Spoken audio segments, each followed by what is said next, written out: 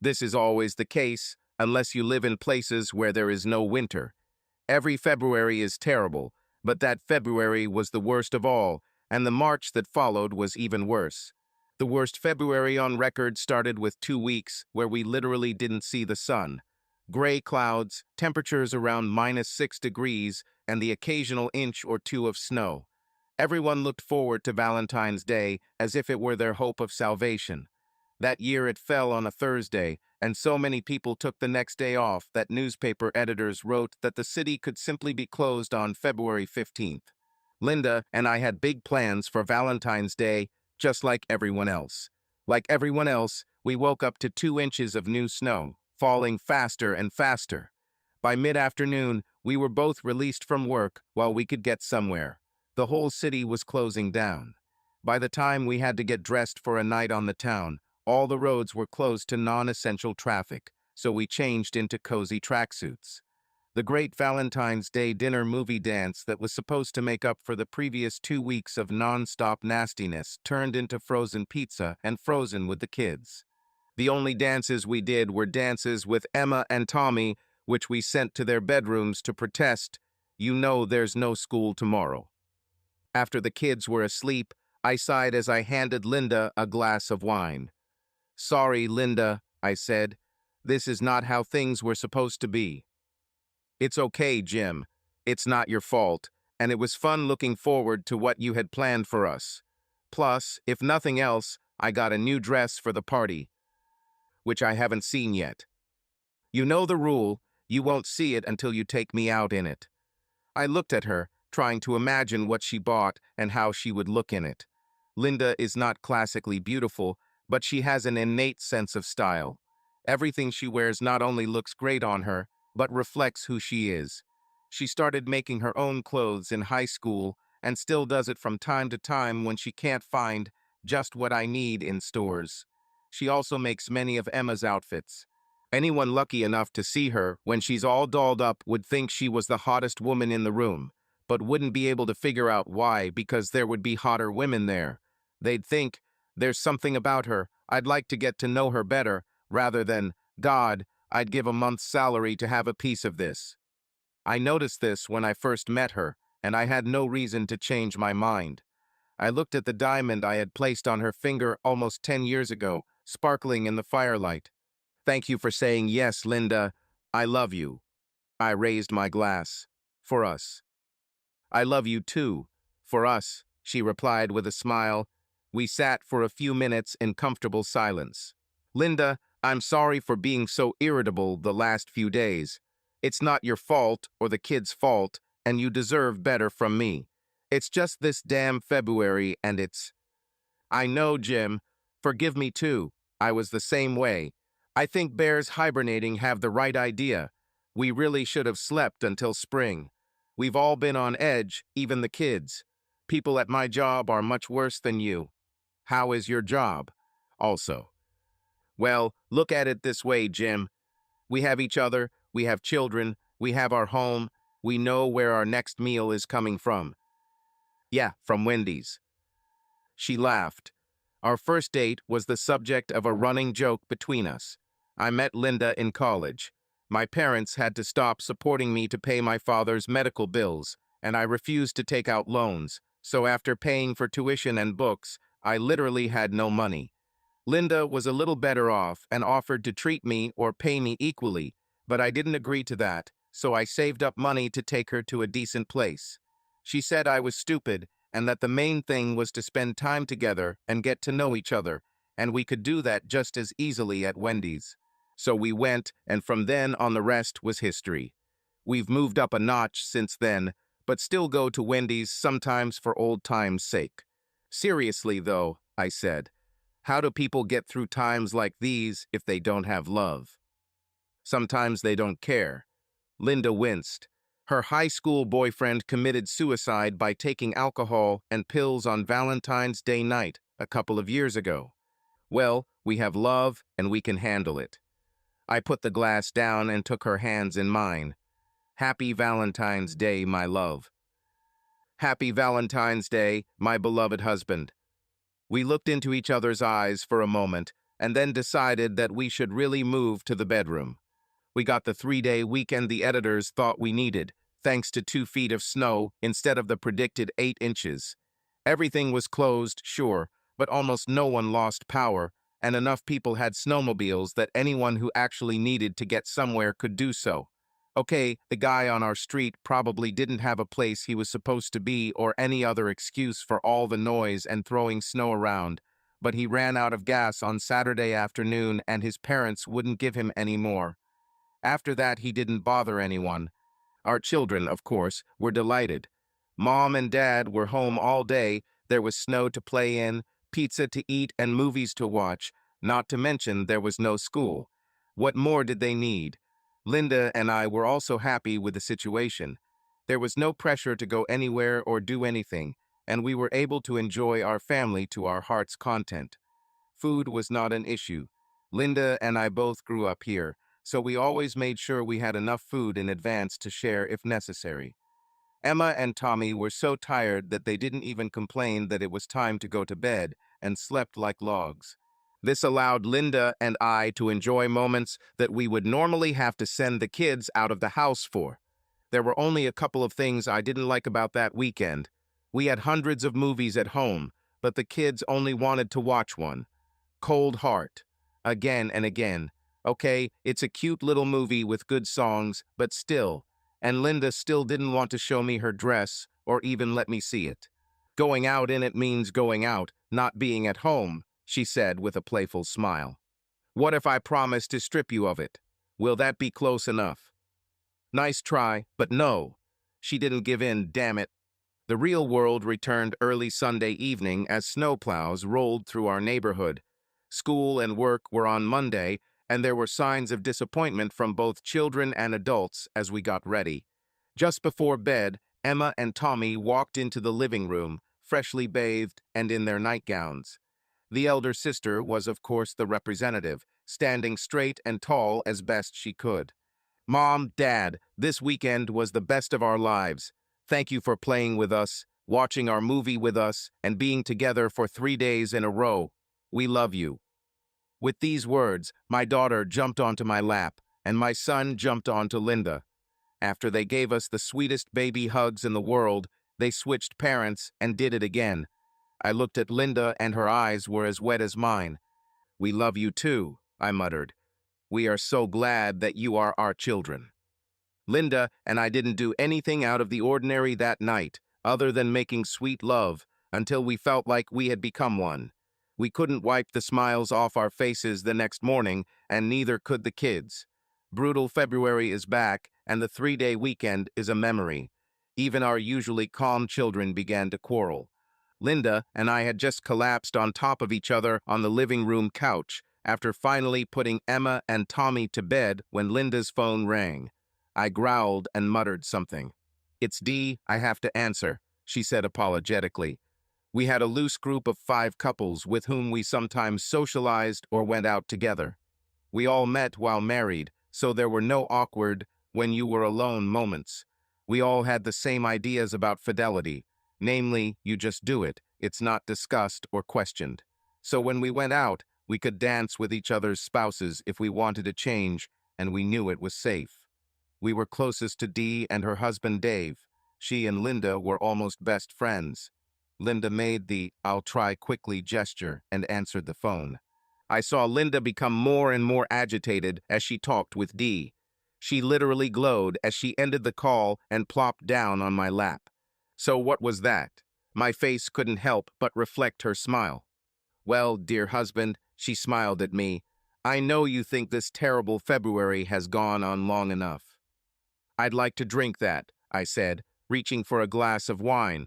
Linda grabbed my wrist, stopping me, and firmly placed my hand on her slender waist. Much better offer.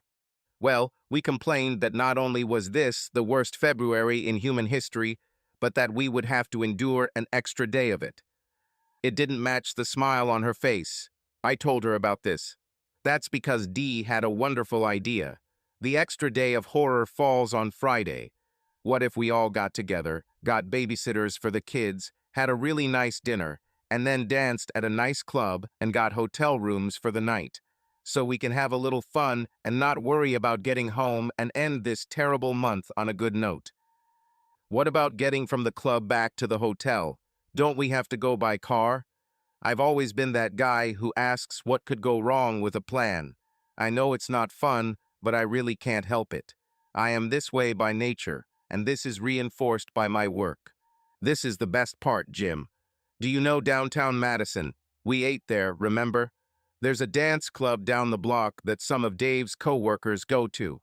There's live music there on Friday night, and admission is free if you ate in Madison. Oh, and Phil and Jane have already arranged for Mrs. Porter to watch their kids for the night, and they say she wouldn't mind watching ours too. I'll have to think about that. I didn't really need to think, but I was hoping that if I delayed, Linda would use one of her patented, guaranteed to win female persuasion techniques to convince me. Instead, she grabbed a pillow from the sofa and hit me on the head. Okay, I thought, let's do it. But there is one condition. Which? You're going to wear the dress you bought for Valentine's Day that I still haven't seen. Your wish is my law. Her voice was hoarse, her eyes sparkled, and she was irresistible, and I didn't want to resist. The dress was blue. I can't describe what shade of blue it was. Guys can only see 8 colors, really. All I can say is that this shade of blue made her blue eyes sparkle in the dark. The dress had long sleeves and a high collar, and the hem fell below the knees, but it was not a grandmother's dress at all.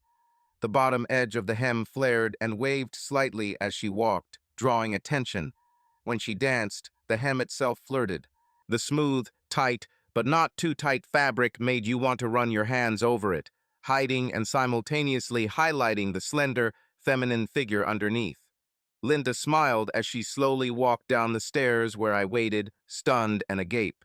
"Dear Jim," she said, softly and sweetly. She closed my mouth with a gentle finger under my chin. I swallowed, but still couldn't speak. "It's still me, the same me as always. You don't need to flatter me, although I admit I like it when you do." I shook my head and found my voice. "You don't understand. You don't know how amazing you look. You." Words failed me. I took her thin, long-fingered hands in mine, bowed and kissed them. I looked up and saw that her eyes were shining and wet, and I noticed a slight tremor in her smile. I nodded. She understood. All 10 of us gathered in the restaurant. It was crowded on a Friday night, but we reserved a table big enough for all 10 of us to dine together. We laughed and talked, enjoying a great dinner, enjoying each other's company, and the fact that February was finally ending. Linda was the most attractive woman in the room, and I must have told her that about 6 times. I touched her arm, shoulder, or arm whenever I found a reasonable excuse. She responded in kind and looked me in the eyes. It was supposed to be an unforgettable night. We checked into our rooms before heading to the club. Linda and I have a low tolerance for alcohol, so I usually served as the designated driver. I was glad that I wouldn't have to do that this time. Not that I mind. The safety of my friends was important to me, but I was looking forward to Linda being alone with me. It looks like she had the same idea. She apologized and went to our room alone for a few minutes, returning with a meaningful smile. "I'll arrange it for you." "We really don't have to stay at the club long, do we?" she whispered as we walked. I knew how much Linda loved to dance with our friends, so she might say, "I better not wait too long before we're alone, preferably naked." I smiled back at her. "Your choice, honey." She lightly hit my arm, then hugged it and pressed herself against it. We reserved a table for 10 at the club, and it's a good thing we did. It seemed like a lot of other people were busy trying to forget February, but they weren't too busy to miss the 5 women in our group. "You're getting a lot of attention, dear," I whispered to Linda. "You're the most attractive woman in the room, as always." "Oh, you," she looked at me, pressing her soft breasts lightly against my hand. "You don't have to say things like that, although I like to hear them." "But I must," I replied. "The truth is the truth. You can't have an opinion about the truth." Yes, I know it's a flaw in logic, but neither of us cared about it at that moment. She understood and glowed even brighter. Neither Linda nor I were great dancers, but we didn't disgrace ourselves either. We just didn't care about it. We were on the dance floor to enjoy each other, not to entertain anyone. So I danced with the love of my life, with breaks for hot wings and drinks. I went for another batch of wings. When I returned, Dave was asking Linda to dance. I heard her answer, "I'd love to, Dave, and I'd dance another time, but I want to make this night special for Jim and I. I'm only dancing with him tonight." Was I proud? Happy? Of course there was. I handed out the wings and whispered in Linda's ear, "So, is it time to leave yet?" "Right after you brought in a fresh batch of wings. What are you thinking? We'll both need energy for what I have planned." She looked at me again with the same expression and held my hand under the table. A few minutes later, the group took a break. In the relative silence, we heard loud laughter from another table and turned to look. "Hey, is that Mark Lavalier?" Phil craned his neck to get a better look. It's him," Dee squealed excitedly. Mark Lavalier was the star tight end on our football team. Unlike many others on the team, he lived here all year round. He had a reputation as a genuinely nice guy and was as well known for his community service as his exploits on the field. Mark became the main topic of conversation at our table as guys talked about his football accomplishments and women praised his good deeds and good nature. "It doesn't hurt that he's also handsome," Dee added. Linda and I both knew who he was, but at that moment we were not particularly interested in anything other than each other. We let the conversation flow past us, holding hands under the table. "Hey, you two, get a room." Linda and I looked at each other. We didn't even kiss. Well, not for real. My feeding her wings didn't count. Besides, we already rented a room. We were saved from further embarrassment when the band started playing again. "Shall we dance here or upstairs?" I whispered to Linda. Before she could respond, Jane interrupted us. "Look, he's coming here." Indeed, Mark Lavalier left his table and headed towards ours. I was amused by the reactions of the women at our table. The four of them straightened their hair and stood on their tiptoes, almost saying, pick me, pick me." If you think a woman can't pout while sitting, you still have a lot to learn. Linda looked down and squeezed my hand tighter. "Hi, I'm Mark. Will you dance with me?" He stood behind Linda's left shoulder, holding out his hand. I felt Linda gasp, throwing my hand like it was a hot potato.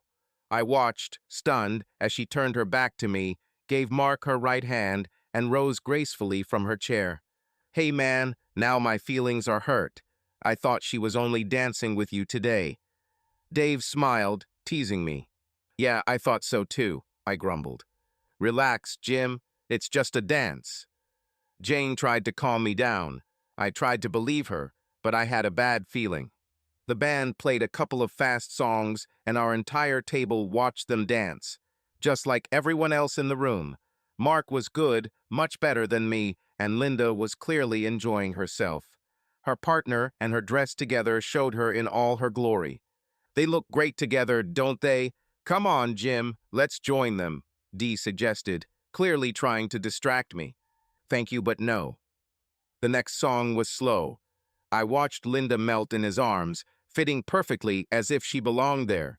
He was good at this too. A lot of practice, I guess, I thought bitterly. Mark said something to Linda. She smiled sweetly back. He didn't do anything that would cause my legitimate objections.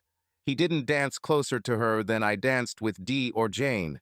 His hands did not go where they did not belong. Another slow song, this time a ballad. I saw how the group leader observed my wife and her partner, taking his cue from them. Mark smiled as he held Linda in his arms. He was clearly pleased with what was happening. I've seen enough. I stood up from my seat and felt Jane's hand on my arm. "Wait, Jim. Give it to her. Don't ruin her evening." I pulled my hand away and looked into Linda's face. She clearly wanted to be where she was and nowhere else.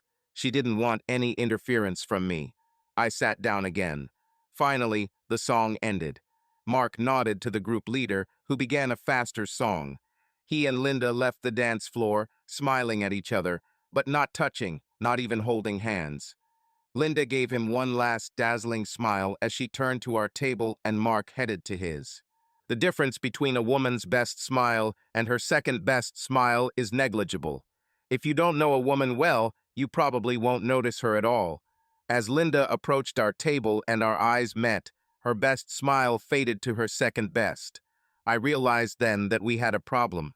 I keep telling you that you are the most attractive woman here, I whispered in her ear as I sat her down. I took her hand in mine. Is it time to move our next dance to our room? For a moment, I thought Linda was scared. Her eyes widened, and I felt her hand shake. She quickly hid it, however, and turned away from me, looking across the table. Sorry, everyone, I just have to go to the bathroom right now. Linda, will you come with me? Dee's voice could be heard far beyond our table. I was too engrossed to wonder why she had to announce this to the whole room. Linda looked at me apologetically. Sorry, Jim, I need to freshen up too. She got up and left without answering my question. Of course, the conversation immediately turned to why no woman, when in company, can go to the toilet alone. I was just beginning to wonder why my friends were so eager to talk about this topic when Dee returned. 1. Where is Linda? Is she okay? I almost screamed. Calm down, Jim, Dee said, smiling. Linda's okay, she just needs to do something. You don't have to worry about that. She's a grown woman, you know.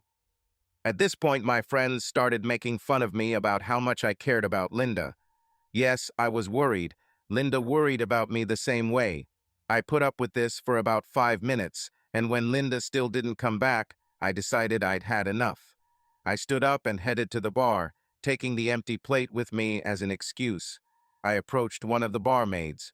Sorry, but my wife went to the toilet about 15 minutes ago, and she still hasn't come out. She never stays that long. Can you go or send someone to check if she's okay? The barmaid looked at me in disbelief. The plate in my hand gave me an idea. The wings are great, and she loves spicy food, but sometimes she has a reaction. Really, I just want to know she's okay. Her name is Linda. Let me show you a photo of her. I put the plate down and pulled out Linda's photo on my phone. The barmaid began to show some sympathy when at that moment a voice was heard next to me. She's fine, no need to check on her. Dee turned to the barmaid.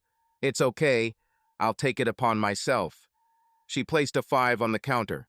I wondered why the barmaid looked at me with such sympathy when she removed the bill. What? Why? But she went there with you? Because you asked her? I was completely confused. Jim, she's not in the restroom. She left the club. Gone? Without me? Why? What happened? Why didn't she tell me? Where is she? Is she okay? I still didn't understand. Let's go to the back of the bar where there's some privacy. I just went where Dee pulled me. It was quieter in the dark corner at the end of the bar. Dee looked into my eyes. Jim, Linda loves you. She loves you and the kids more than anything in this world, and always will, and you know it. But tonight, she's spending the night with Mark. I stood there with my mouth open, looking stupid as my world fell apart. Pictures swirled in my head, or what was left of it. Linda is at the top of the stairs in her beautiful blue dress. Linda at dinner. Linda at the club. Linda when we fed each other wings. Linda in the arms of the freak. My anger grew. So on what was supposed to be a special night for us, she left me for some ugly jock. I looked at Dee, growling the words. Jim, she didn't leave you. She will come home tomorrow, and you will have many more special evenings together. She didn't even have the courage to tell me to my face that she was leaving me. She just slipped out the back door. Jim, listen to me. She didn't leave you. Well, if she didn't leave me, then where the hell is she now? She's not with me, right? I was getting louder, and I didn't care who heard me. Please calm down. People are looking at you. Look, I know you're hurting, but it's just one night. Linda knows, we all know, that you are the only man for her and always will be. You're a good guy. Yeah, and we all know where the good guy finishes, don't we? Jim, it's not like that. You're making too much of a big deal out of it. It's just one night, a one-time experience, compared to all the years and all the love you have together. It's not a big deal if you don't make it yourself. I know she'll come back to you, and I know you'll be okay in the end." Dee spoke softly but confidently. I could barely restrain myself from grabbing this stupid woman and shaking her until her teeth rattled for saying such nonsense. She must have lived in some kind of alternate world if she really thought so. "So, friend, what was your role in all of this? You didn't really need to go to the bathroom, did you? My wife gave you the signal, right?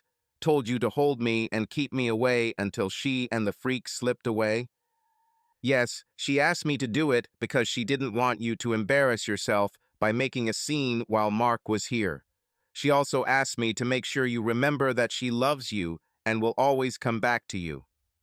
"Yes, I will remember how much she loved me that night for a long time. Rather, she didn't want me to embarrass her by leaving my husband to spend the night with an ugly jock. I don't think it occurred to you, buddy, to remind her that she has a husband and a marriage that she could lose from for this." Dee looked into my eyes. "No, it didn't, because I know she won't lose you over this. You're too good a person to let that happen. I told her how lucky she is. She's lucky because the man that every woman loves all wanted chose her. But she is even more fortunate that she has a husband who loves her enough to overcome his wounded feelings and not make more of it than necessary. You know that she will be ready to do whatever it takes, as long as it takes to make amends to you. What if it can't be made up for? What if there's no way to fix it? So if the freak chose you the way you wanted, would you do the same?" "I would." She threw her answer in my face. "Does Dave know about this?" "No, and he doesn't need to know, because I don't think that will ever happen," she said softly. "Maybe I should tell him." "Jim, please don't. Don't think like that. I know you're hurting, but it won't help. Please come back to the table. Let us distract you for a while. You haven't danced a single dance with me this whole time. Evening, you know." She invited me with a smile. "I wanted to dance with my wife, but thanks to you, her, and the freak, that doesn't seem to be an option, does it?" I turned my back on Dee and walked back to our table. The conversation at the table stopped abruptly when I appeared. The averted glances told the whole story. All our friends now knew that my wife and the freak were currently cuckolding me. Jim, are you okay?" Dave asked, hesitantly, as he sat Dee down. I wanted to tell him what Dee said and ask him if he would be okay, but I couldn't get the words to come out of my throat. Apparently, I haven't completely abandoned the good guy role yet. This will need to be worked on. Depends on what you mean by okay. There were a few nervous chuckles. "I mean, yeah, it was mean, but you too will get over it, right? You're not going to divorce Linda over this, are you?" "I don't see why not," I answered coldly. There was a sigh of surprise at the table. "Why do you all look surprised?" I continued. "We all know how we feel about cheating. Once, and that's it. We established this a long time ago." "But Jim, this is Mark Lavalier." Dee interrupted. "So what? I don't care who sleeps with her. If it's not me, then that's it." "Jim, what about your children? We all know how much you love them and how much they need you. Think about them before you do anything." Jane's children were about the same age as mine and were best friends. "You mean how their mother thinks of them now?" "Well, that's why you hired a nanny, so you don't have to think about the kids." I think Dee meant it to sound funny. It sounded as flat as it deserved to sound. "Come on, Jim, it's just one night. This is an opportunity she'll never have again. You're not divorcing Linda over one night." "Why not?" I looked at her. There was an uncomfortable silence. "Jim, try thinking about it this way. Maybe it will help," Jane began, trying to sound sympathetic. "What if a Sports Illustrated swimsuit cover model were here today? Let's say she picked you out of everyone here to dance with and then asked to spend the night with you. Can you honestly say you wouldn't be tempted? Can you honestly say that you would refuse her?" The pleading look in Jane's warm brown eyes made her look like a particularly lovable puppy and was usually quite effective in getting her what she wanted. But not today. I stood up and looked down at Jane. "Yes, I would be tempted, but I would refuse. You see, I have a wife, and I don't want to hurt her. At least that's what I would have done before tonight. There was another deafening silence. I looked around the table at each of my former friends, all of whom were siding with my unfaithful wife. At that moment, I sincerely hoped to never see either of them again. I took out a 20 and threw it on the table. That's enough for my account. You're all covering for the sneaky bitch I came with. You can cover her account too. I turned on my heel and walked out of the club. My anger cooled as I walked the street and a half to the hotel. It was replaced by the deepest sadness I have ever known. Linda and I had to walk this road together, holding hands, joking with our friends about what they were going to do when they got to their rooms and getting jokes in return. She had to hold my hand the way she does and bury her face in my sleeve when the conversation got too frank. Instead, I was alone. I took the elevator alone, trying not to remember what Linda and I had done in the other hotel elevators. I alone entered our room. Alone, I faced the ruins of our special evening. I turned on the light and closed the door behind me. Suddenly, I felt so tired that I couldn't put it into words. I threw my winter coat on the floor and headed towards the bedroom. On each pillow was a god of a candy. In the middle of the bed was linen that I had never seen before. It was dark blue, darker than her dress, with black lace trim. In my imagination, I saw her in this lingerie, with that love and sensuality in her eyes that was her own and belonged to me until this evening. I carefully took the lacy things into my hands, as if by holding them I could bring her back. It didn't work. I started crying. My wife, my lover, my best friend, was taken from me by another man. He easily, effortlessly, took her from me as if he had every right to do so. He didn't care what she meant to me. All he saw in her was a cute toy for one night, and she just let him. I didn't mean enough to her to cause even the slightest resistance.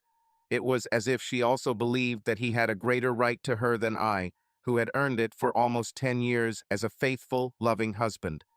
Yes, it was only supposed to be for one night, and the next morning, I guess. And what will he and this night leave in her heart, mind, and feelings?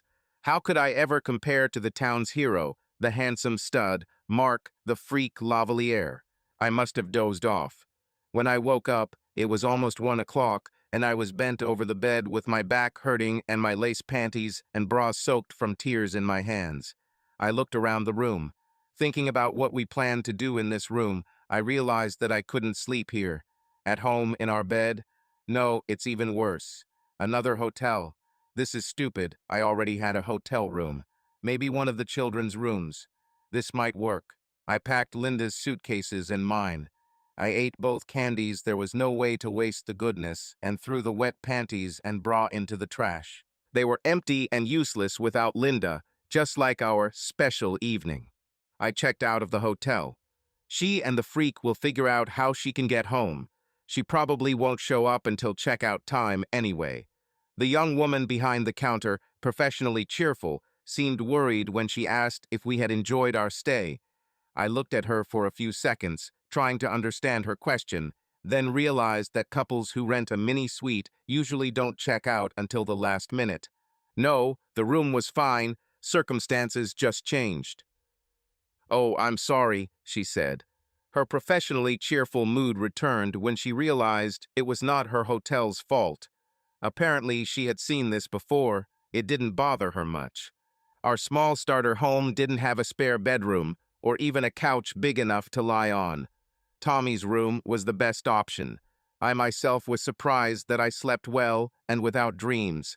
I still don't know how I did it, but it was a blessing. I sat on Tommy's bed and thought about what I needed to do. I didn't know when my unfaithful wife would return home. She was clearly too busy with the freak to write or call. I figured she wouldn't show up until the afternoon, which would give me plenty of time to pack up everything I'd need for the week or so and leave before she arrived. On Monday, I will find a lawyer and begin the divorce process. My ex-friends and probably my soon-to-be ex-wife thought that one-time infidelity should not apply to this case. They were wrong. It didn't matter who slept with her. If it wasn't me, that's it. They simply had to live with their disappointment. I made myself breakfast.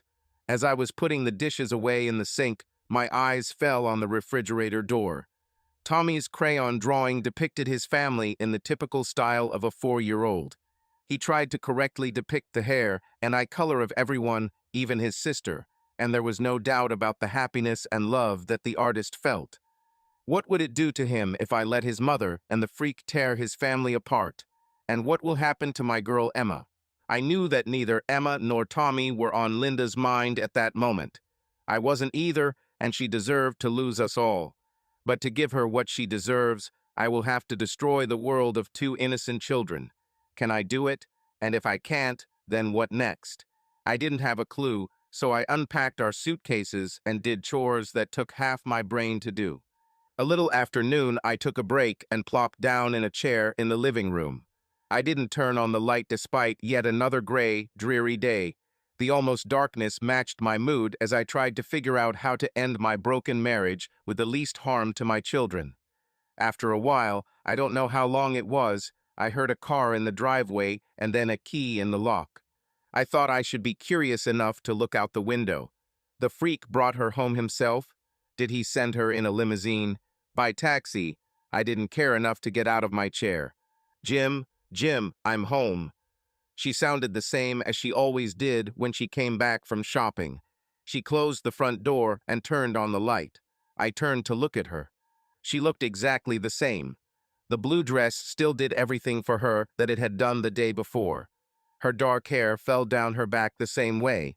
The posture of the head, the position of the shoulders, the face, the rings on the finger, everything was exactly the same as the day before. It was as if nothing had changed, as if she hadn't spent all night and all morning betraying me with a freak. This shouldn't be possible, I thought. There had to be some visible difference, something to show what she had done, at least some kind of bashful expression on her face. But none of this happened.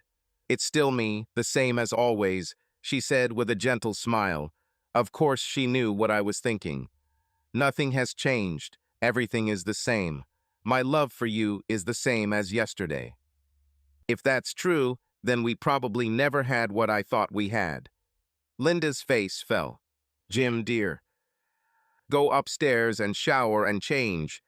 I unpacked your things. I took a shower before I came home. You know I would never. Take another one." There was a growl in my voice that she had never heard from me. She ran upstairs without a word.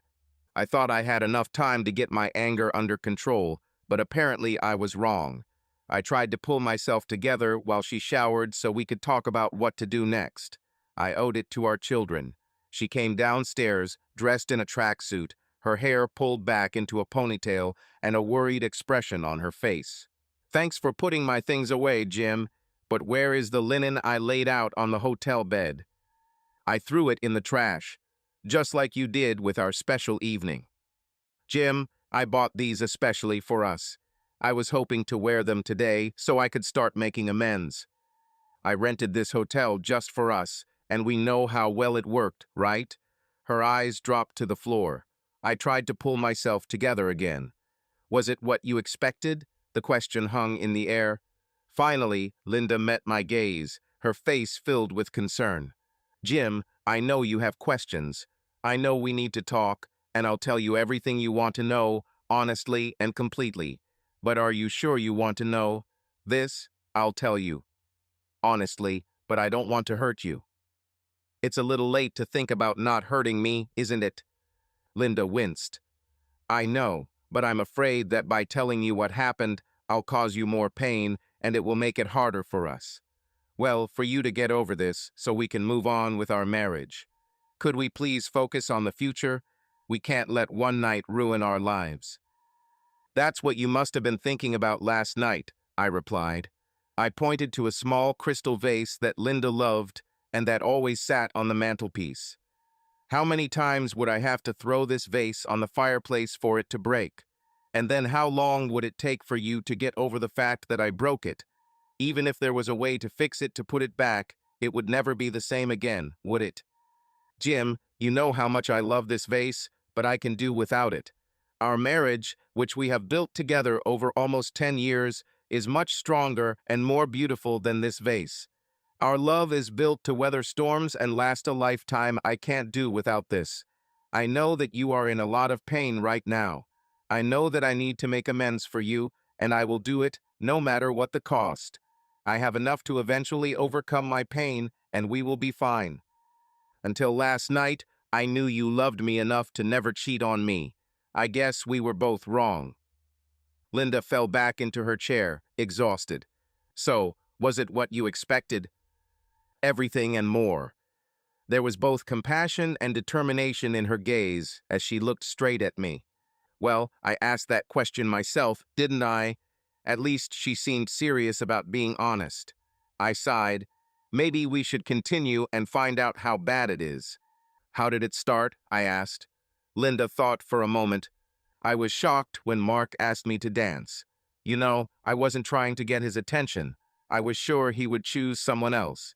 Then he asked me, and I saw the envy in Dee's eyes, and I realized that I'll never get the chance to say I danced with Mark Lavaliere again, so I took his hand.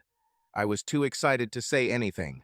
I didn't even tell him my name until we were on the dance floor, and he didn't ask. I knew that I said that I would only dance with you, but I thought that I would dance a couple of dances with him, and that would be the end of it. I would come back to you, and you would understand. I enjoyed dancing with Mark. He's a very good dancer, as you've probably noticed. He's thinking about teaching ballroom dancing when he's done with football, if his knees can handle it.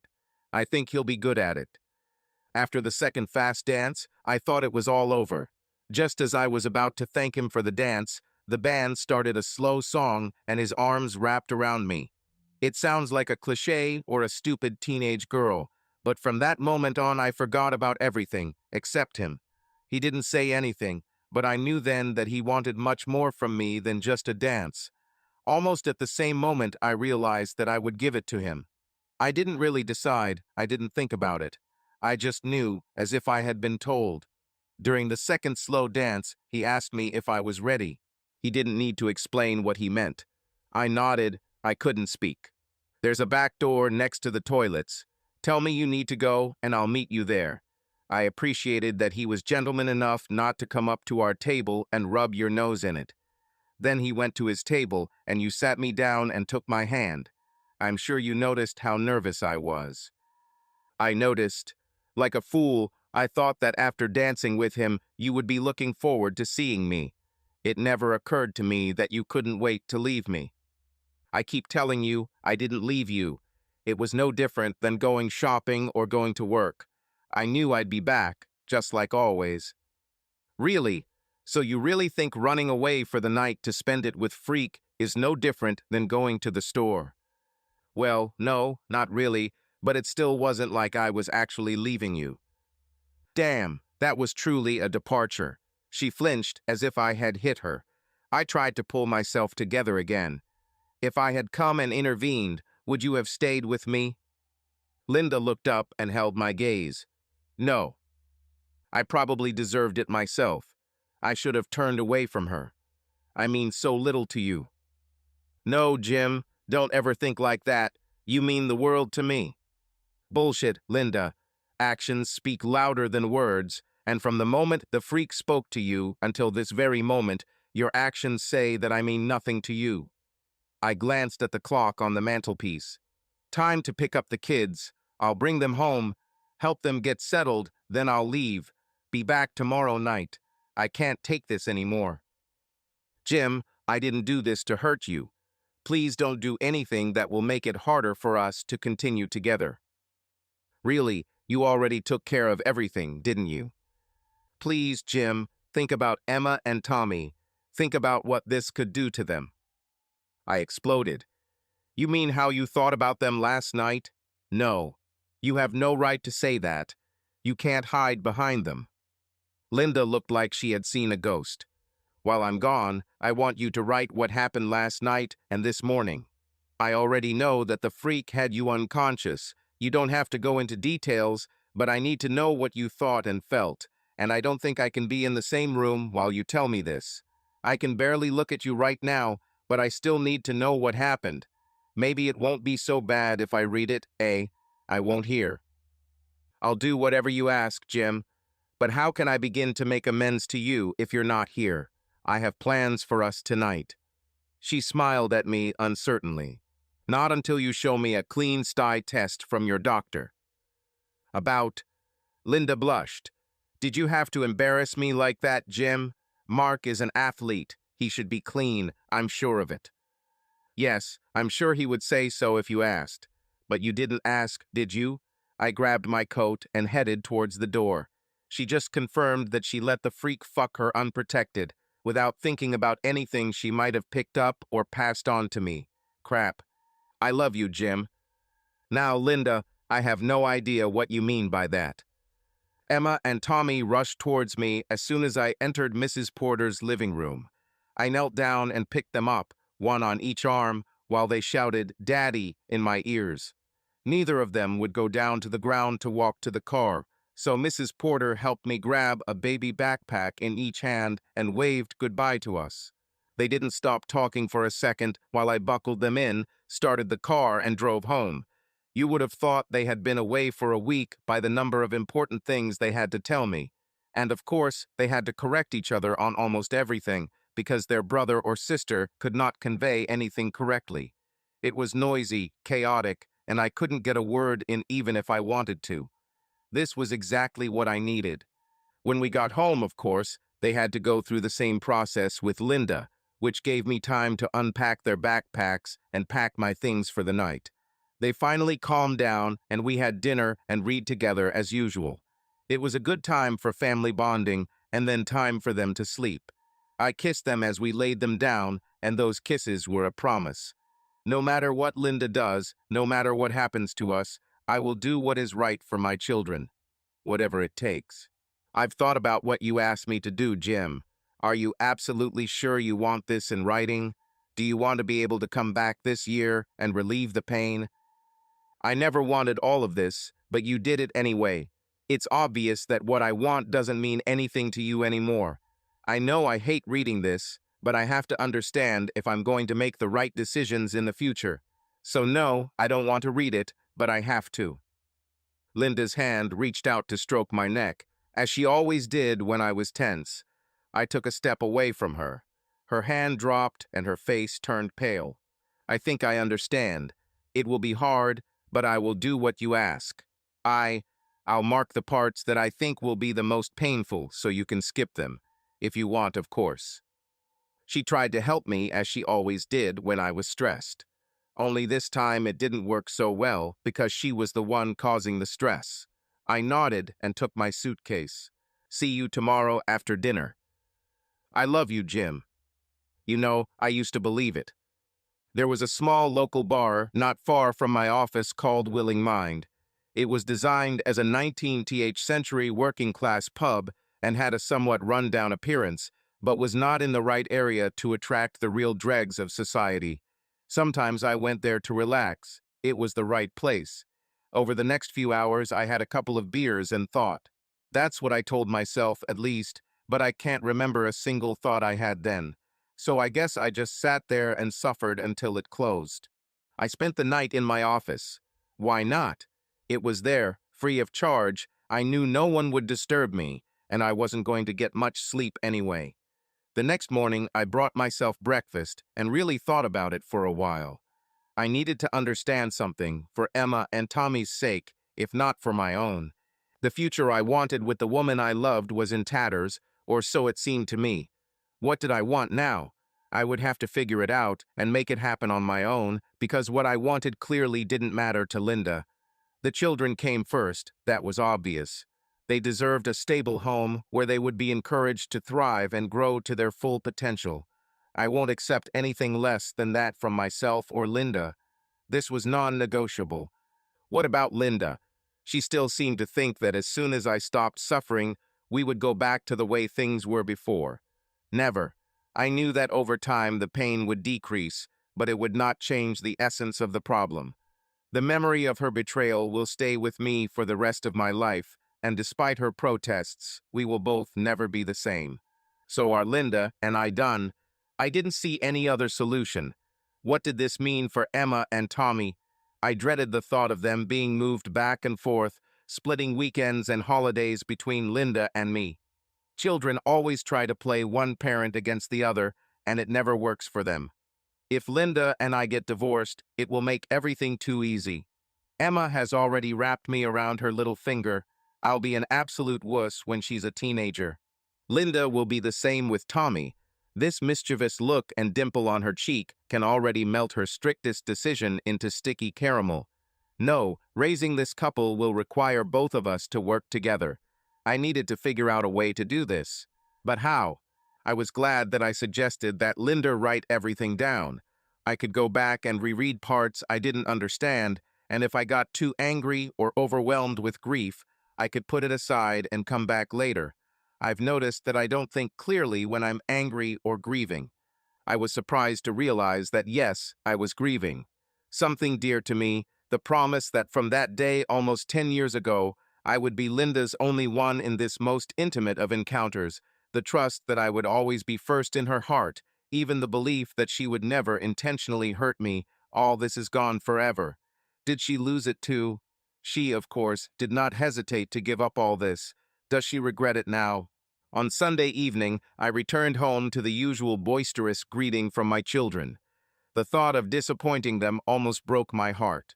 So when Linda greeted me with a smile and a hug, I accepted it. "What did you tell them about where I was?" I whispered in her ear. "Who cares?" I felt her tense up. "So that our versions coincide." She relaxed. "I said you were in the office." I chuckled. "What's so funny?" "This is true." "About." She pulled away and smiled at me. Our eyes met. I smiled sadly and shrugged. Damn, this woman knew me too well. Then why did she? Doesn't matter. Linda's first question after the kids had settled down surprised me, but probably shouldn't have. "Jim, where are we going to sleep tonight? I desperately want to make love to you, but I understand why we can't.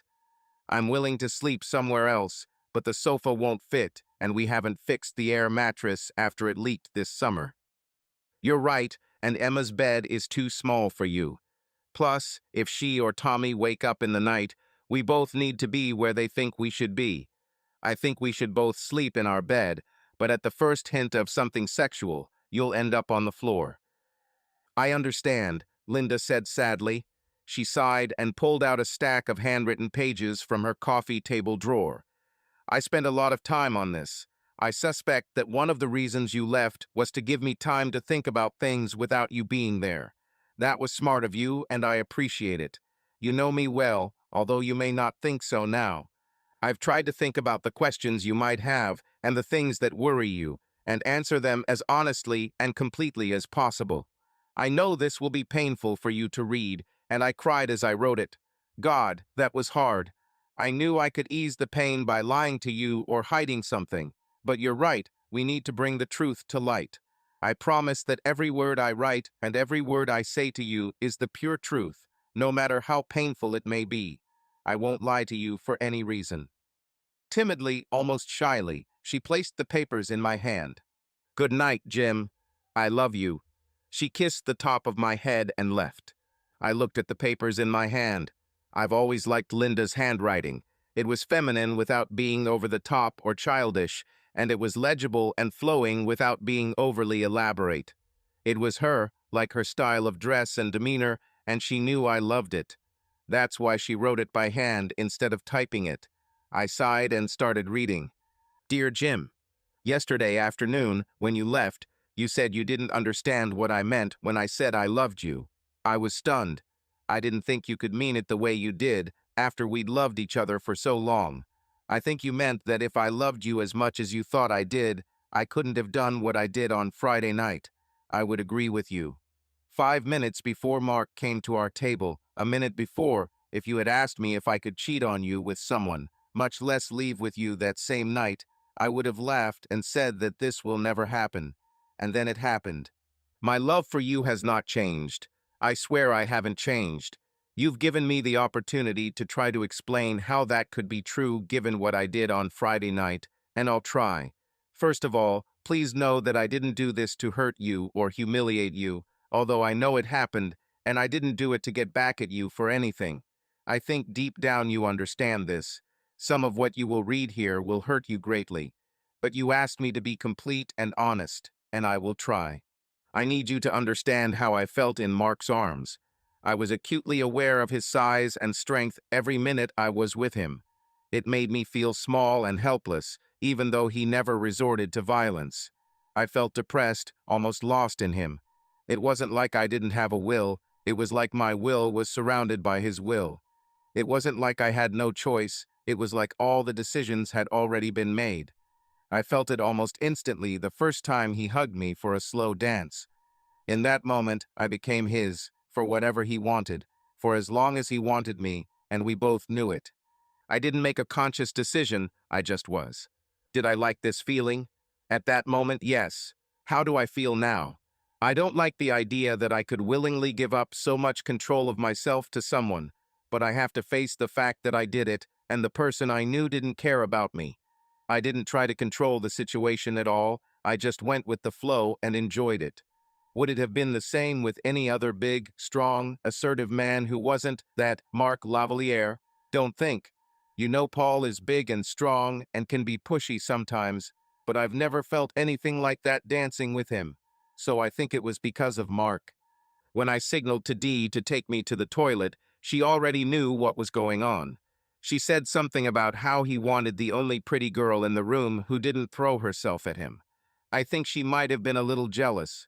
She then said how lucky I was, and that she would make sure you didn't find out long enough for me to leave, and would remind you how much I loved you. She told me to have fun and tell her everything later.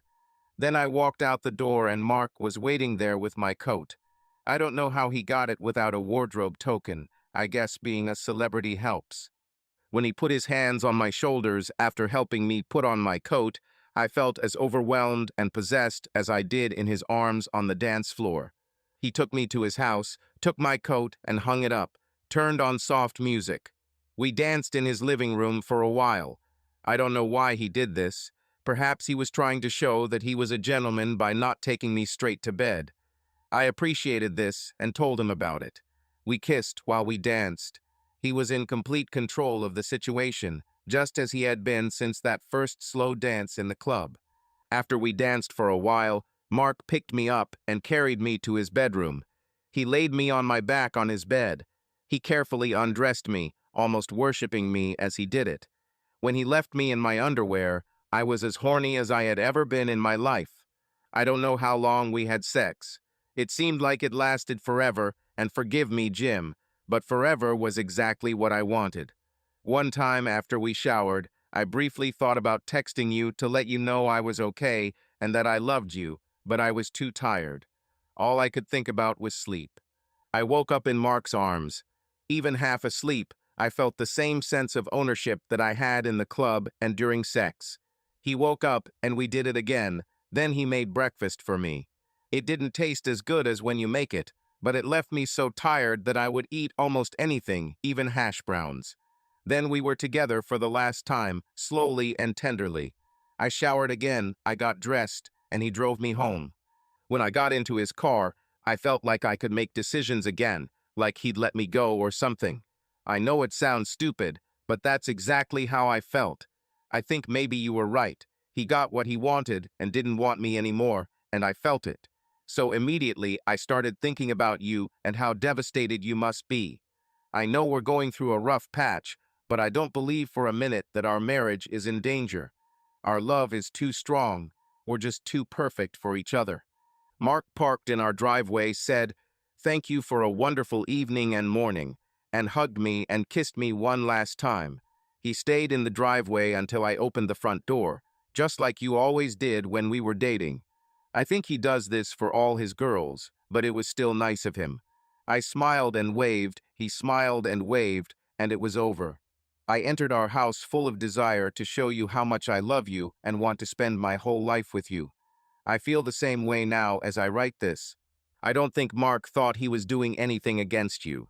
I think he just thought he had a right to any woman he wanted. He chose me, and that was it. It's not like he forced me. If I had said no, I'm sure he would have just gone to someone else. He was absolutely sure that I wouldn't say no to anything he wanted, and he was right. You should know that Mark has been kind and considerate to me all this time. He didn't treat me badly, far from it. He was chivalrous and a gentleman. He treated me like a lady, opened doors and everything. He even surprised me by remembering my name the next morning. I knew it wasn't about me. I'm quite sure that he would treat any other woman the same way, and did so often. However, I can't help but think of him as a good person because of it. This part will be painful, Jim. I cry as I write, thinking about how you will feel when you read this.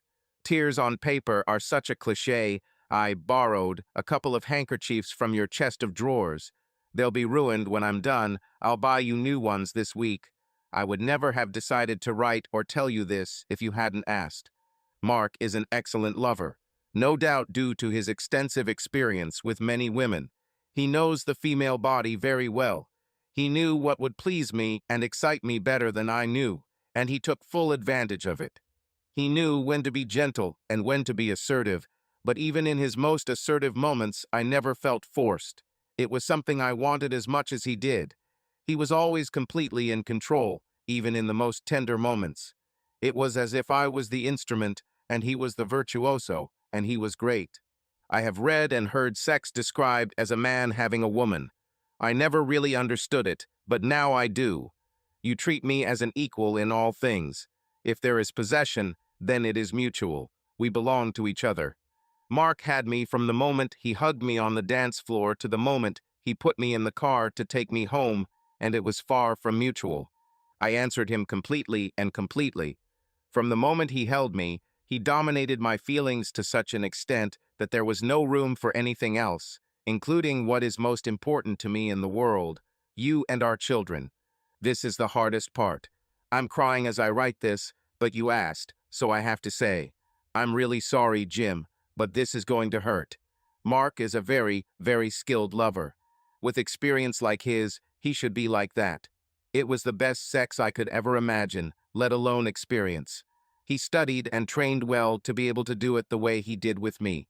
I write it exactly like this. It was a performance, and it was not with me and not for me, but for me.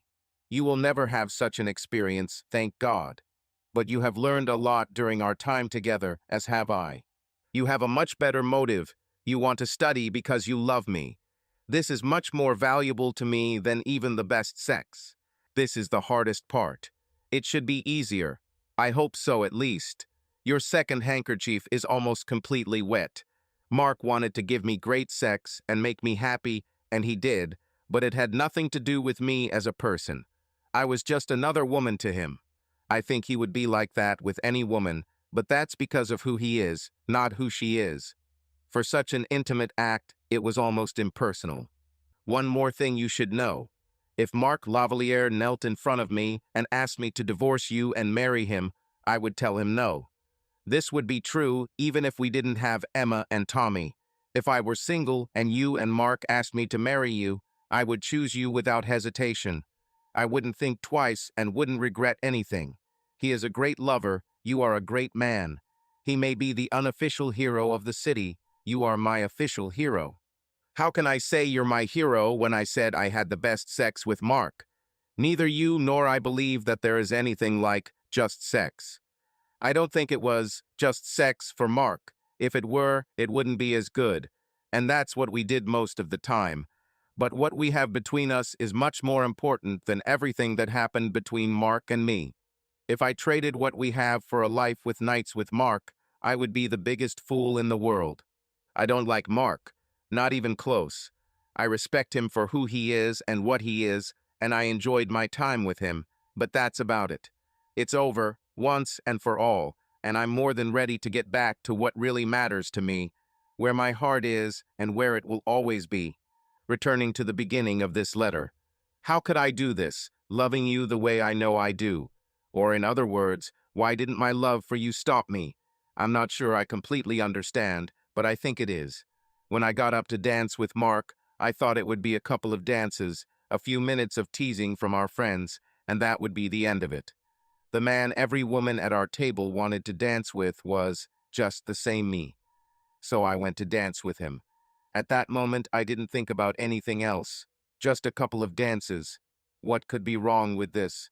And then the slow dancing began. I think men like Mark truly believe that they have a right to any woman they want. As Henry Kissinger said, Power is the ultimate aphrodisiac. When Mark so confidently and forcefully declared his right, it didn't even occur to me to doubt it. If I thought at all, it was something like, "Oh, sure," and I didn't think anything more about it other than being flattered that he wanted me. It was just him. It's not that I stopped loving you or the children. It's more like something I didn't think or like at all. Everything in me simply reacted to him, the way an instrument reacts to a musician. I will say again, there was and is no love for Mark in my heart. My heart is at home where it belongs, with you and our children, and there it will remain forever. Jim, I know you are suffering terribly, and I know it will take time to heal. Take as much time as you need. Do whatever it takes. I only ask for two things. Don't do anything that could harm the children, and please don't take a mistress. I know it sounds hypocritical, but it will destroy me. I will do everything to help you heal. Even the worst wounds heal over time, and I will be there for as long as it takes, and always after that. I know you well, and I know that you love me. I see it in your eyes, behind the pain. I feel it when I write this, even though you are not at home. I trust my future and the future of our children to this love. I know what upsets you is that my love for you didn't stop me from letting Mark take over our special night and borrow the things I promised would be only yours. I understand, but now everything he borrowed is returned, and like my love for you, they are unchanging and will be yours as long as I breathe. With love, as always. Linda. Love is a strange thing. It can flare up suddenly, it can fade away gradually, it can last forever, no matter what happens, but it can also disappear instantly. His love for Linda had dissolved like snow in the Caribbean by the time I finished reading the letter, which definitely gave the whole situation a focus, like a camera lens finally turned into position. My wife was easily accessible, and in one night of lust, she left our marriage without even thinking about me or the children. Of course, not even about children. What would happen to them if we divorced? Only a fool would think that they would not have suffered possibly irreversible harm from this. Until yesterday, she was my life, and I would give my life for her. But not anymore, really. If I saw her drowning, I would turn away. My brain was racing. There were few options, I would say four: kill her, divorce her, turn a blind eye to her vile betrayal and forgive her, or disappear forever, abandoning everyone. I immediately excluded the third and fourth options. The third for myself, I, of course, could not live further, knowing that there was a cowardly traitor next to me, and the last for the sake of my children, my flesh and blood. I also ruled out the first option. Going to jail because of a bitch would be stupid, and I didn't consider myself that way. Of course, I could have hired someone to kill her while I created an alibi, but perhaps there was something worse than instant death. So the only option left is divorce, and I will be contacting a lawyer shortly. I was exhausted. I tried to climb into bed without waking Linda, but just as I was about to fall asleep, I heard her sleepy voice. "Have you read it?" "Yes." "All?" "I don't want to talk about this now. We'll discuss it tomorrow," I said, turning away. I didn't sleep much that night, and it seemed to me that Linda didn't sleep either, often tossing and turning in bed until she fell asleep in the morning. The next evening, after the kids had gone to bed, Linda and I sat on the couch with our usual glasses of wine. "How was your day?" she asked. "Real, 100% Monday," I answered tiredly. "Sorry," she replied. "Mine wasn't that bad. It was a relief to think about something other than." She trailed off. Yes, I wish I could have done the same. My voice sounded harsh. I felt her pull away. "Dee called this afternoon," Linda continued after a pause. "Yes? What did she want?" "She's not as bad as you think, Jim. She asked about you first, even before she asked about Mark. She says she's sorry you're hurting so much, but she knows things will get better in time, and this will all just be a little bump in the road." It shows how clueless she is. We sat in silence for several minutes. We looked and sounded the same as always, just another evening at home. But I felt that something had changed between us, some kind of space or barrier that had not been there last week. I think Linda felt it too. "Do you have any questions, Jim, about what I wrote?" I shook my head, wondering where to start. There was something I was hoping to find there, but I didn't. What exactly? She asked with tension in her voice. Any indication that you understand what I must overcome if we stay together? I felt her shudder. Do you want to talk about this tonight, or are you too tired? You need to know this, but you don't have to today. The sooner you get it out, the sooner you can start to heal. Let's do it today. I collected my thoughts. Let's say we were on a date as a couple with our friends.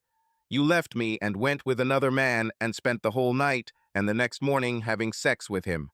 If you did this on the first date, would there be a second? But Jim, it was Mark. What the hell difference does it make? Whoever he is, you chose him over me. On the first date, fine. It's your right. Have a nice life, and don't forget to close the door behind you. I won't think well of you, I certainly won't call again, but I'll get through it. After almost 10 years of marriage, how am I supposed to survive this? Jim, I keep trying to tell you, I didn't choose Mark over you. Damn it, I chose. For the rest of my life, I'll have to live with the fact that I'm only your first choice when that bastard doesn't care about you. Linda was terrified. Jim, you were always my first choice. This has been the case for the last 10 years. One night doesn't change anything. One night changed everything, or maybe just showed it. You chose the bastard every chance you got, from the moment he asked you to dance until the moment he decided he was done with you. How can I make you understand that this is not true? You can't because it's true. And don't give me this nonsense about how you didn't decide, or that your decisions have already been made. You chose to signal Dee to take you to the restroom. You chose to tell her to cover for you. And when you came out of the closet, you chose to go to the bastard, not away from him. You chose him over me every time. Linda was silent for a moment. Maybe I just don't want it to be true, she almost whispered.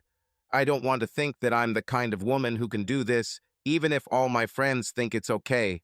And they think so, by the way. Dee told me this afternoon. But I promise you that's not what's in my heart. Do you remember a week ago when you knew everything about my heart and I knew everything about yours? What a mess. She shook her head sadly and continued. I know I hurt you badly and I can't fix it. But even the most severe wounds heal over time, right? It doesn't have to affect our future, right? You're right, it will hurt less over time, but don't you see that there's more to it than that? What you did on Friday night changed our marriage forever. It showed me that the things I was sure about you and our marriage were wrong. Basic things, such as your always willingness to be there for me, such as the things that we promised would be forever just for us, even the trust that you would not be cruel to me. Since Friday evening, all this has gone away. None of this is true, and will never be true again. So what is left that I can count on? Linda thought for a moment.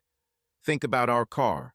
You know, that immodest, unostentatious mom and dad car that we chose together. The one in which we and our children laughed, cried, bought groceries, and went on vacation. I love our car because it's ours and I wouldn't trade it for anything. But let's say, suddenly, for a minute, I had the opportunity to drive a Maserati. I never thought about it, but here it is and all our friends are jealous of me, so I said yes. I lowered the roof and felt my pulse quicken and the wind in my hair. I rode faster than ever before and thoroughly enjoyed it. Then I returned to the dealer and saw our unremarkable but beautiful car on the lot waiting for me. I thanked the seller and returned the keys to him. I enjoyed the experience, but if he had offered me $50,000 to trade our car for a Maserati, I would have laughed and turned it down without hesitation and never regretted it. Yes, now I've driven a Maserati. I had sex with another man who is very good at pleasuring a woman. I enjoyed it thoroughly, but it's over. I'm home now, and home is where I want to stay. So what happens when someone offers you a ride in a Lamborghini, or maybe a souped-up classic Mustang? Or will he suggest you leave the Maserati next to our car so you can have the best of both worlds? Linda shook her head decisively. No, Jim, never. I have everything I want right here. Wouldn't you have said the same thing about a Maserati before Friday night? She sighed but didn't answer the question. Jim, I haven't changed. I'm still just me, the same me as always. I know that since I came back on Saturday, you have been looking for something that has changed in me. You didn't find it, right? And you won't find it, because it's not there, it's in the way you look at things. It was less than 24 hours of our entire life together. We can't let this destroy us, Jim. We cannot. Please tell me what makes this harder for you than it should be. It was my turn to think. You keep insisting that you haven't changed, but if you're right, then I was wrong about you for 10 years because I was sure that you could never do what you did on Friday night. If I was wrong about something so basic, what else was I wrong about? What, if anything, is left of what I thought I knew about you? You still haven't answered this question. The next morning, after a quiet breakfast right before I left for work, in the calmest and quietest way possible, but with a tone of voice that I had never had before, I told her, "Listen to me carefully, because I will only say this once. You betrayed me, you were my life, and publicly humiliated me, treating me like dirt, trampling on my dignity as if I were a pathetic cockroach. I will never forgive you, and I will make you pay for this." I walked out, slamming the door before she could say a word. That evening, Linda greeted me as best she could, without mentioning what I had said to her, perhaps convinced that my statement was a temporary outburst of anger and deep down convinced that she could make things right, trying to prove that nothing had changed.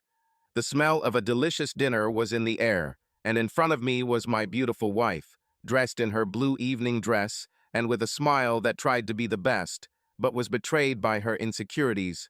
I couldn't help it. All I saw was my wife in the bastard's arms, giving him her best smile, anticipating what they would soon do together. I shuddered and looked away from her. Her face was distorted. There were tears in her blue eyes. I saw Emma and Tommy behind her, arranging cutlery on the table, but watching us carefully. I closed my eyes and hugged Linda. I felt her breath hitch as she tried not to cry in front of the children. I didn't mean. I meant, "SHHH," I whispered in her ear. "Let's pretend we're a happy couple. Do you want me to change?" "No, the children will think something is wrong. Let me wash my face and let's have dinner." I held her until her breathing became even. "Thank you, Jim. I love you.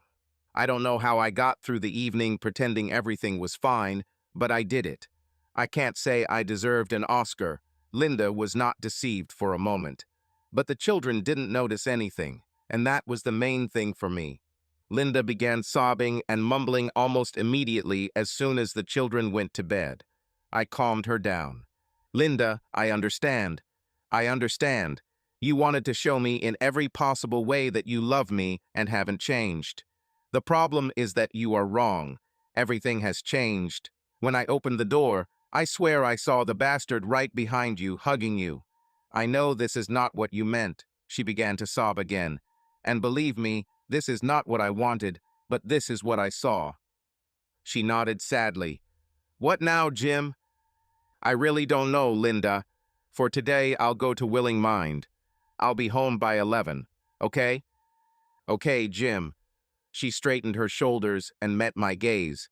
"I know it's hard. I'm starting to realize how much I hurt you. But I know the man I married. Difficult things always bring out the best in you. It has always been this way.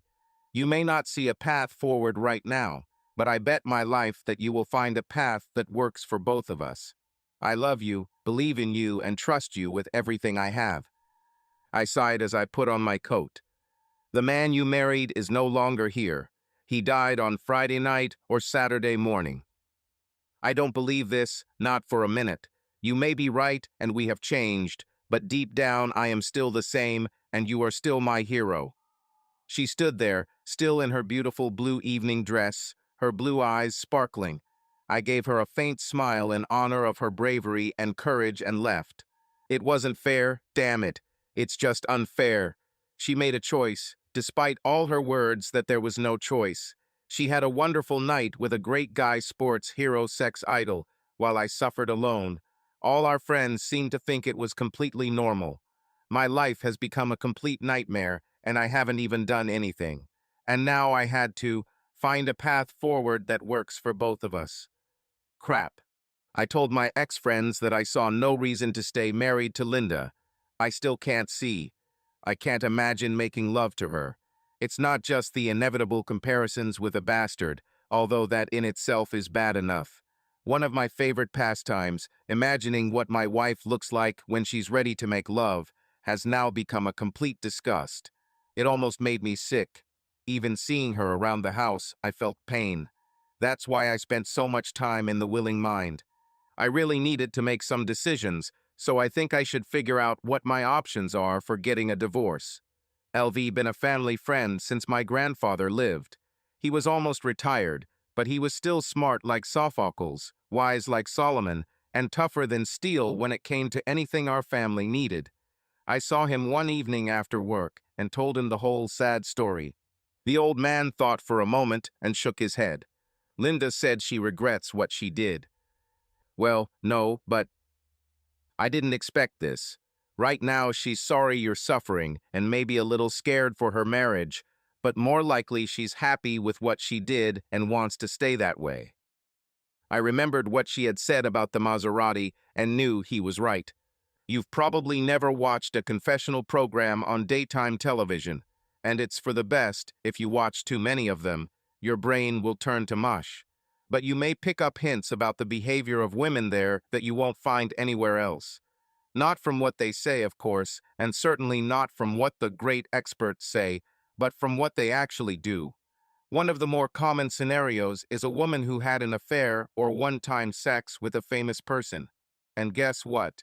They may have had great careers, children and grandchildren, whatever, but what they are most proud of is that Mr. Someone saw them and had them for a night or three. You know this not because they say it, but because for their only time in front of a large audience, this is what they want to talk about. Sometimes this is how the poor husband finally finds out. But on very rare occasions, married or not, they are glad they did it. It's what they feel makes them stand out from the ordinary, and they don't want to give it up or regret it. Something to tell your kids, huh? I said bitterly. No, not to my children, LV grinned. To my grandchildren. They don't want their children to follow in their footsteps, but they do want their grandchildren to know that they had a life, once upon a time. The old man became serious. You want to know what your options are for divorce. They are not good. She doesn't work, so in addition to her getting half of your savings, you'll have to pay child support for her in addition to child support. You'll have to keep paying the mortgage on the house, and thanks to absurd divorce laws that clearly discriminate against men, even if the wife is a cheater, judges tend to award the wife the house and primary custody of the children, whom you'll probably see for a while and then stop seeing. At all. Constant separation will alienate them from you, not to mention the fact that your wife can turn them against you. As your lawyer, I will draw up the divorce papers if you ask me. But as a family friend, I don't recommend it. You need to figure out what is truly important to you in your life, what you want to preserve or protect at all costs. I know it used to be Linda. Now you need something, or better yet someone, to live for. Find it and let it guide your actions. Good luck, Jim. I shook his hand and we parted. He gave me a lot of food for thought. What was important to me? It was easy. Emma and Tommy. I would give anything and do anything to keep and protect them. My plan was already outlined and clear in my mind. Divorce? Definitely, but not immediately. I was going to wait until Emma and Tommy were older so I could explain to them what had happened and settle the financial situation. The thought of waiting until they came of age was unacceptable. It was too long. But 5 years, yes, I could have waited 5 years and then divorced Linda. At the age of 9 and 11, my children will already be able to understand. It would be difficult to pretend for so long that everything was fine. I'll have to pretend that I forgive Linda. Of course, not right away. That would hardly be plausible. But gradually, convincing her that the pain is gradually going away and we can return to the way it was before, forgetting about the horror that I was forced to endure. I would have to become a good actor, and gritting my teeth in anger, I swore to myself that I could do it. What about your financial situation? To start, I opened an online cryptocurrency account that was untraceable to my account, withdrew $5,000 from our account, and deposited it into the crypto account. The plan was quite simple. Over the next 5 years, I would withdraw small amounts of money frequently, but irregularly, and deposit it into a crypto account. At every opportunity for a gift, a trip, a purchase for the children, a vacation, I will quote Linda a slightly overpriced price and put the difference into my account until the joint account is reduced to a minimum suitable only for paying bills and the mortgage. What about the house? Of course, I had a plan for this too. Give it time.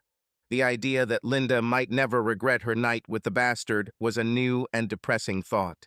Does that mean she could do it again if given the chance, with Mark the bastard or some other bastard who thinks he's entitled to her, and then expect me to just understand because most of her friends would do the same? Crap. The only way to have a happy, committed marriage is to marry someone no one else will ever want. Linda wanted to talk Sunday night after the kids went to bed. Dee called. A week later, it was St. Patrick's Day, and the group were gathering at Brannigan for drinks and dancing. It was a work and school day, so they didn't plan to stay late, and everyone hoped we would come. It will do you good, Jim, to go out with our friends. I think you spend too much time alone, and our friends are worried about you. This is cute. They didn't care about me when they covered for my wife while she cheated on me. It's not fair, Jim. They really care about you, and you know how much you enjoyed being with them. They want me to show up so they can pretend everything is fine, so they don't have to feel guilty for helping cheat on you. To hell with them.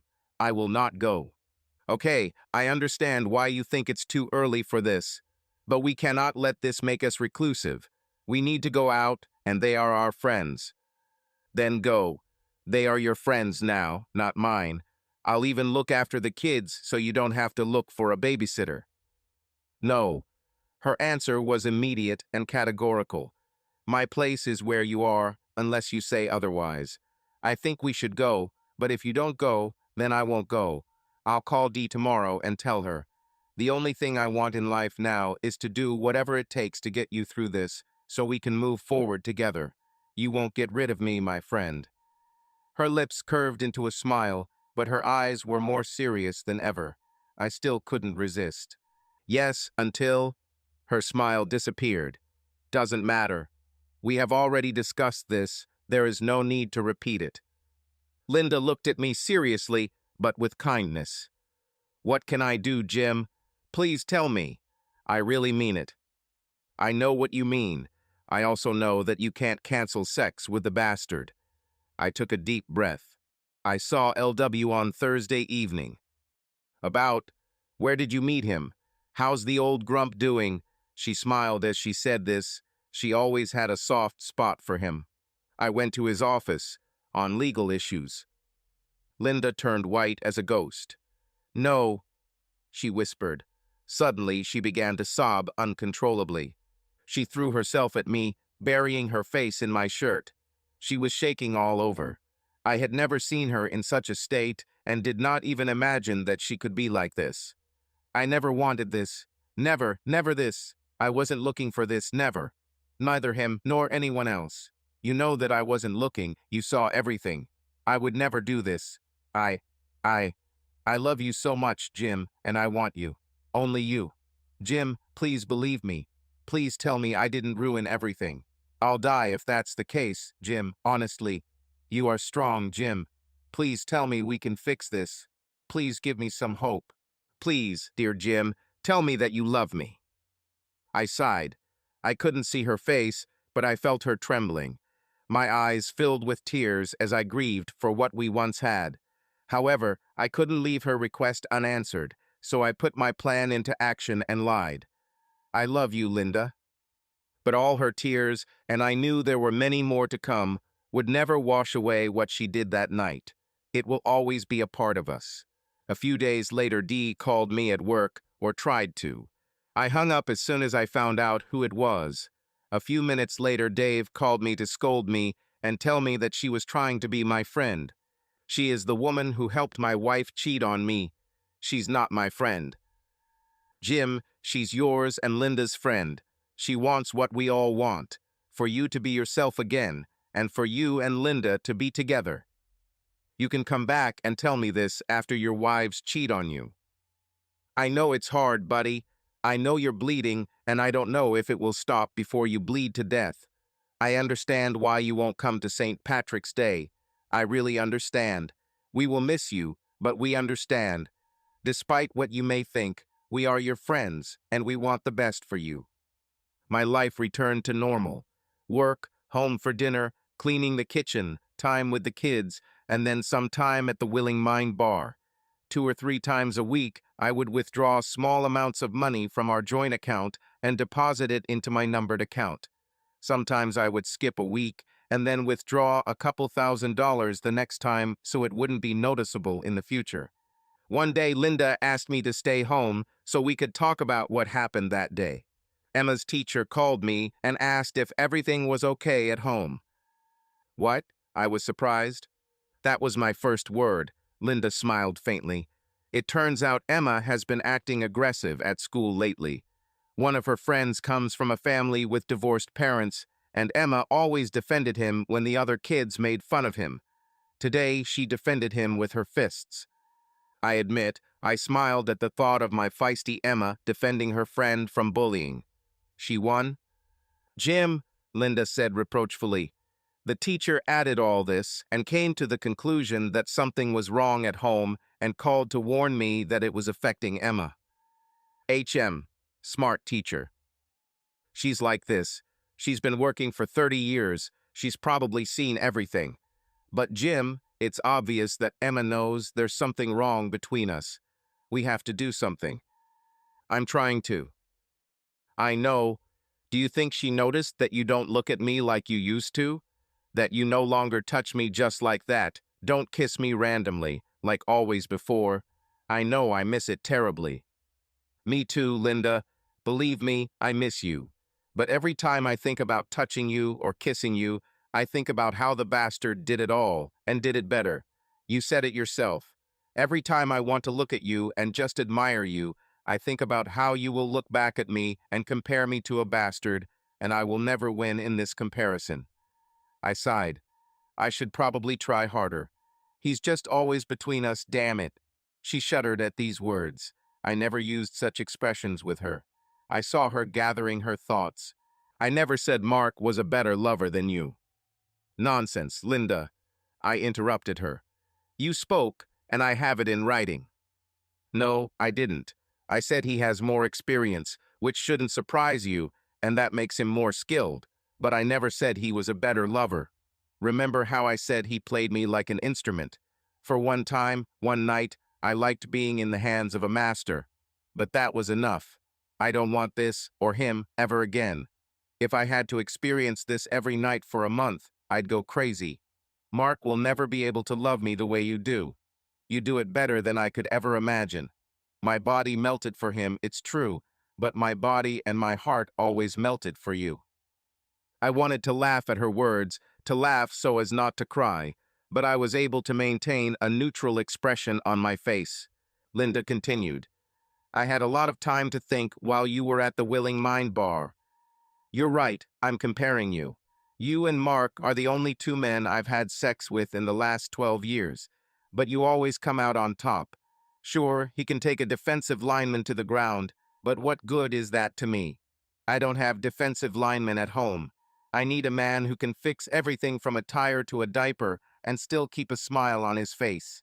I need a man who can understand me, all of me, not just my body.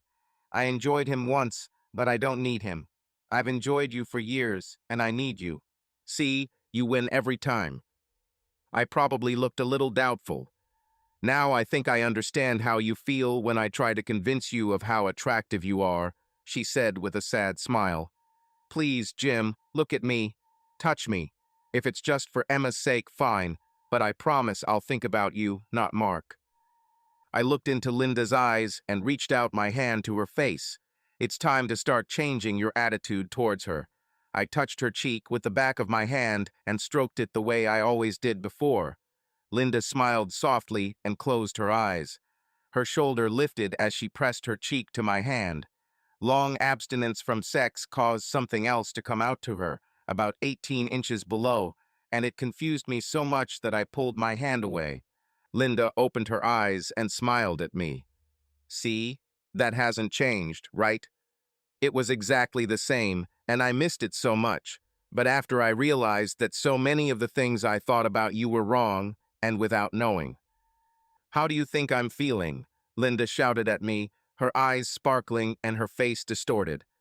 Damn it, I don't know what's true about me now. I'm good. I always thought so, and you told me this countless times. Do good people leave their husband alone to go and sleep with another man? No. Do they buy a special dress for their husband and then wear it to go and sleep with someone else? Hell no. Good people keep their promises, don't they? So what does this do to me? She took a few breaths to calm herself and continued. When we got married, I knew I wasn't the most beautiful girl you've ever dated, or the best lover, or the smartest. But the one thing I could give you was loyalty. If I couldn't give you anything else, at least this. I would go to my grave being a faithful wife. But now it's gone, and gone forever. I will never be able to say these words again. No matter how much I disappoint you, at least I have been a faithful wife. Never again. And the worst thing is, it's my own fault. Do you think this is easy to deal with? She shouted before bursting into tears again. Was she starting to suffer a little? Should I have taken pity on her and consoled her? This was only a small part of what I experienced, and her road to redemption will be long. However, I did my part like a good actor should. I hugged her. Sorry, Linda, I never thought about it from your side. I don't know why I didn't do it. I thought for a moment. So what should we do about it? I muttered. There's one thing I still know. I love you, Jim, with all my heart and soul, today as deeply and sincerely as I have ever been. Now she has calmed down. Her voice sounded tired, as if this last statement had exhausted the last of her strength. Her eyes closed, and she weakened in my arms. I looked at my soon-to-be ex-wife, who had almost fallen asleep in my arms. The thought that another man knew the body I held as intimately as I did and satisfied it better was more and more repulsive to me. Why did the thought of her enjoying sex with a better partner bother me so much? Besides treason, which in itself is extremely serious, the main part was cruelty. She didn't do it out of cruelty, but it was cruel. I've never felt so alone, and there was also a promise. She promised me a special night, and then she took it from me and gave it to the bastard. She promised she would never cheat on me, and then she did. She was nothing more than a dirty, easy girl, but for Emma and Tommy's sake, I needed to be nice to their mother again, or at least pretend for a few years. Time, no matter what, always passes quickly, and 2 years have already passed. Linda was sleeping now. I looked at her face. It was exhausted and exhausted from worry, even in sleep. To love and cherish, from this day forward, in sickness and in health. She broke her promises, broke them in a way that hurt me more than I could ever imagine, and my plan moved forward. I often made unnecessary expenses, buying expensive gifts for Linda and our beloved children. One day, I surprised her by saying, "What do you think, dear? Should we change the furniture? It's already old." Of course, Jim, it's a good idea, especially in the living room. I've been wanting to update it for a long time. But won't we spend too much? Don't worry, I have everything under control, I reassured her. Several weekends in a row, we went on short holidays, and also, of course, on summer vacation, which now lasted 3 weeks instead of the usual week in previous years. Everyone was delighted except our bank account, although my encrypted personal account was slowly but surely gaining strength. Every month, a small portion of my salary, the 13th salary, company bonuses, and the difference between actual and expected expenses contributed to his well-being.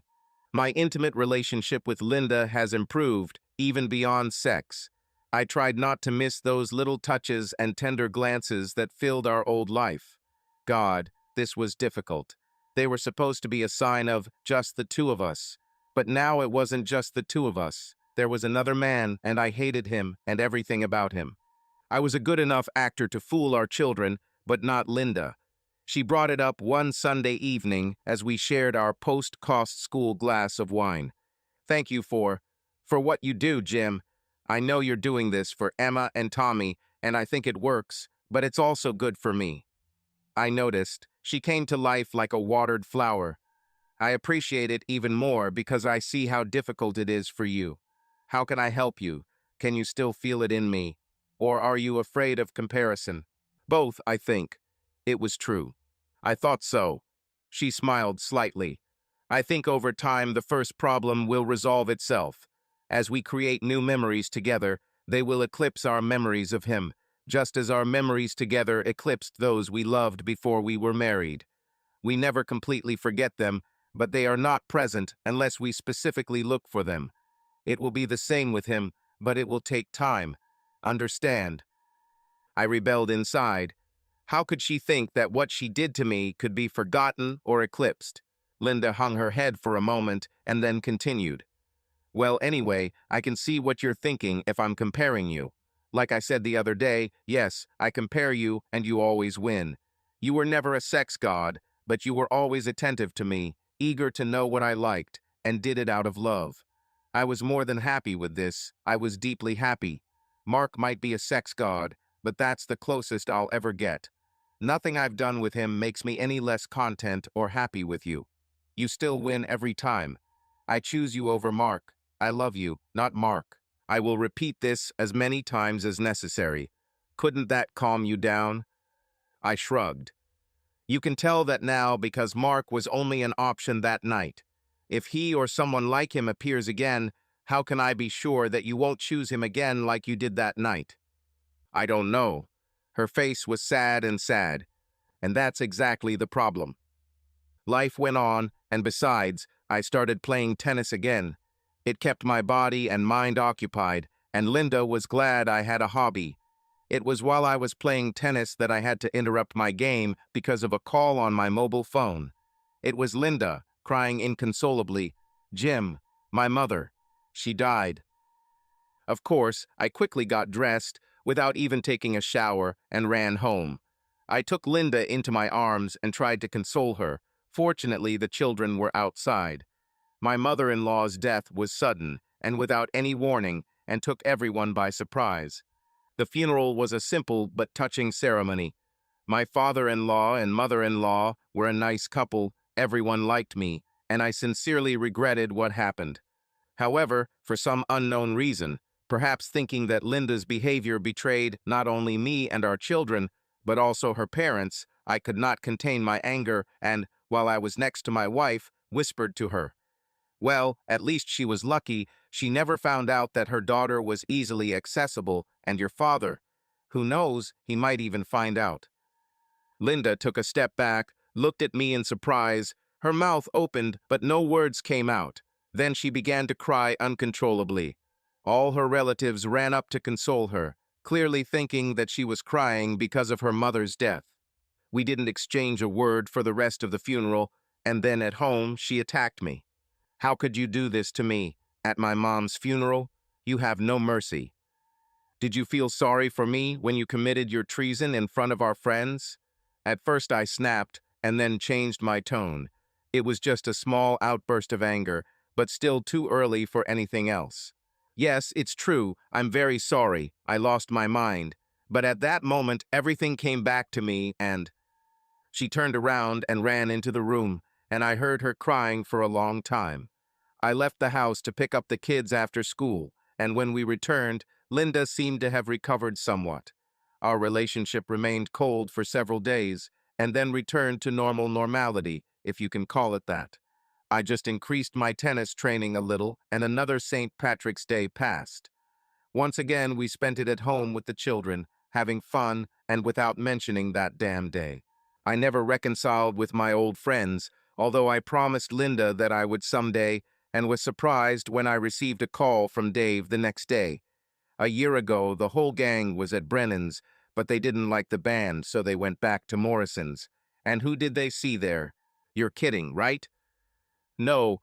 He came right up to our table and chatted for a bit, and then asked where Linda was. By name. Oh shit. Yes. So Dee told him that she decided to stay home that evening. He said it was a pity, but he had good memories of Linda and hoped she would be with us. Dee said that no one should be sad on St. Patrick's Day and asked if one of us could comfort him. She smiled at him and stuck out her chest. I kicked her under the table, and she kicked me harder. He smiled and said thank you, but he didn't think so and left. Crap. I asked Dee what she thought, and she said she wanted to get him away from Linda, because if Linda got involved with him again, your marriage would be over. I said yes, what about yours if you contact him? And she looked at me and said Linda was her best friend. Things were still tense at our house this morning, but I thought I should warn you. Thanks, I guess. I thought about it. So how do you deal with it knowing your wife wants to spend the night with an asshole? It's different when it happens to you, isn't it? Yeah, well, until that happened, and he didn't seem to buy what she was selling, no matter how she did it. One thing is for sure, we will not be returning to Morrison's again. Well, thanks for the warning, Dave, and good luck. When I got home that night, Linda stuck to me. She seemed almost desperate. I looked at her questioningly, and she whispered, "After lights out." After the kids went to bed, I was too nervous for our usual glass of wine, but she said she wanted her glass, so I poured it. Without saying a word, she handed me a small envelope. I pulled out a simple card and read the typewritten note inside. Dear Linda, I was sorry I didn't see you at Morrison's yesterday. I hope you're not sick. You are a special woman, and I fondly remember our dance and everything that happened after. I would like to meet again soon. I call you. With sincere sympathy. Mark. I forced myself to calm down. My hands were still shaking. I turned the envelope over and saw the name and address of a local florist and the words, Lind from Mark. Where are the flowers? I saw who they were from and was about to throw them away with the card. But then I looked at them. They were so beautiful, really gorgeous and well-designed, and I thought about all the love and care that someone had put into them. Cultivation, and I just couldn't. You understand, right? Yes, I understood. She loved flowers and grew them in our yard in the summer. She always cried when they withered, and she had to throw them away. And what did you do? She smiled. I noticed the courier had an engagement ring, so I asked if he could take them home to his wife. Unwanted advances, huh? He said. No problem, she'll definitely like them. Someone spent a lot of money on them. I gave him the flowers, and he gave me the card back. You need to show this to your husband, he said. I didn't think about it, but he was right. What should we do? Burn it in the fireplace? I thought. He called. No. How could he? I didn't give him my last name or phone number. He knows our address because he drove you home, and it's easy to find both the number and last name. How did he find out the address, by the way? Did you enter it into his GPS? No, I dictated it, and he entered it himself. So he knows your number. He will call when I'm not at home. What will happen then? Linda winced. I don't know. I know I don't want him, but I'm afraid. What if I just give in to him, give in without thinking, like last time? It didn't take long for this bastard to show up. He left 2 messages on Linda's answering machine the next day before she blocked his number.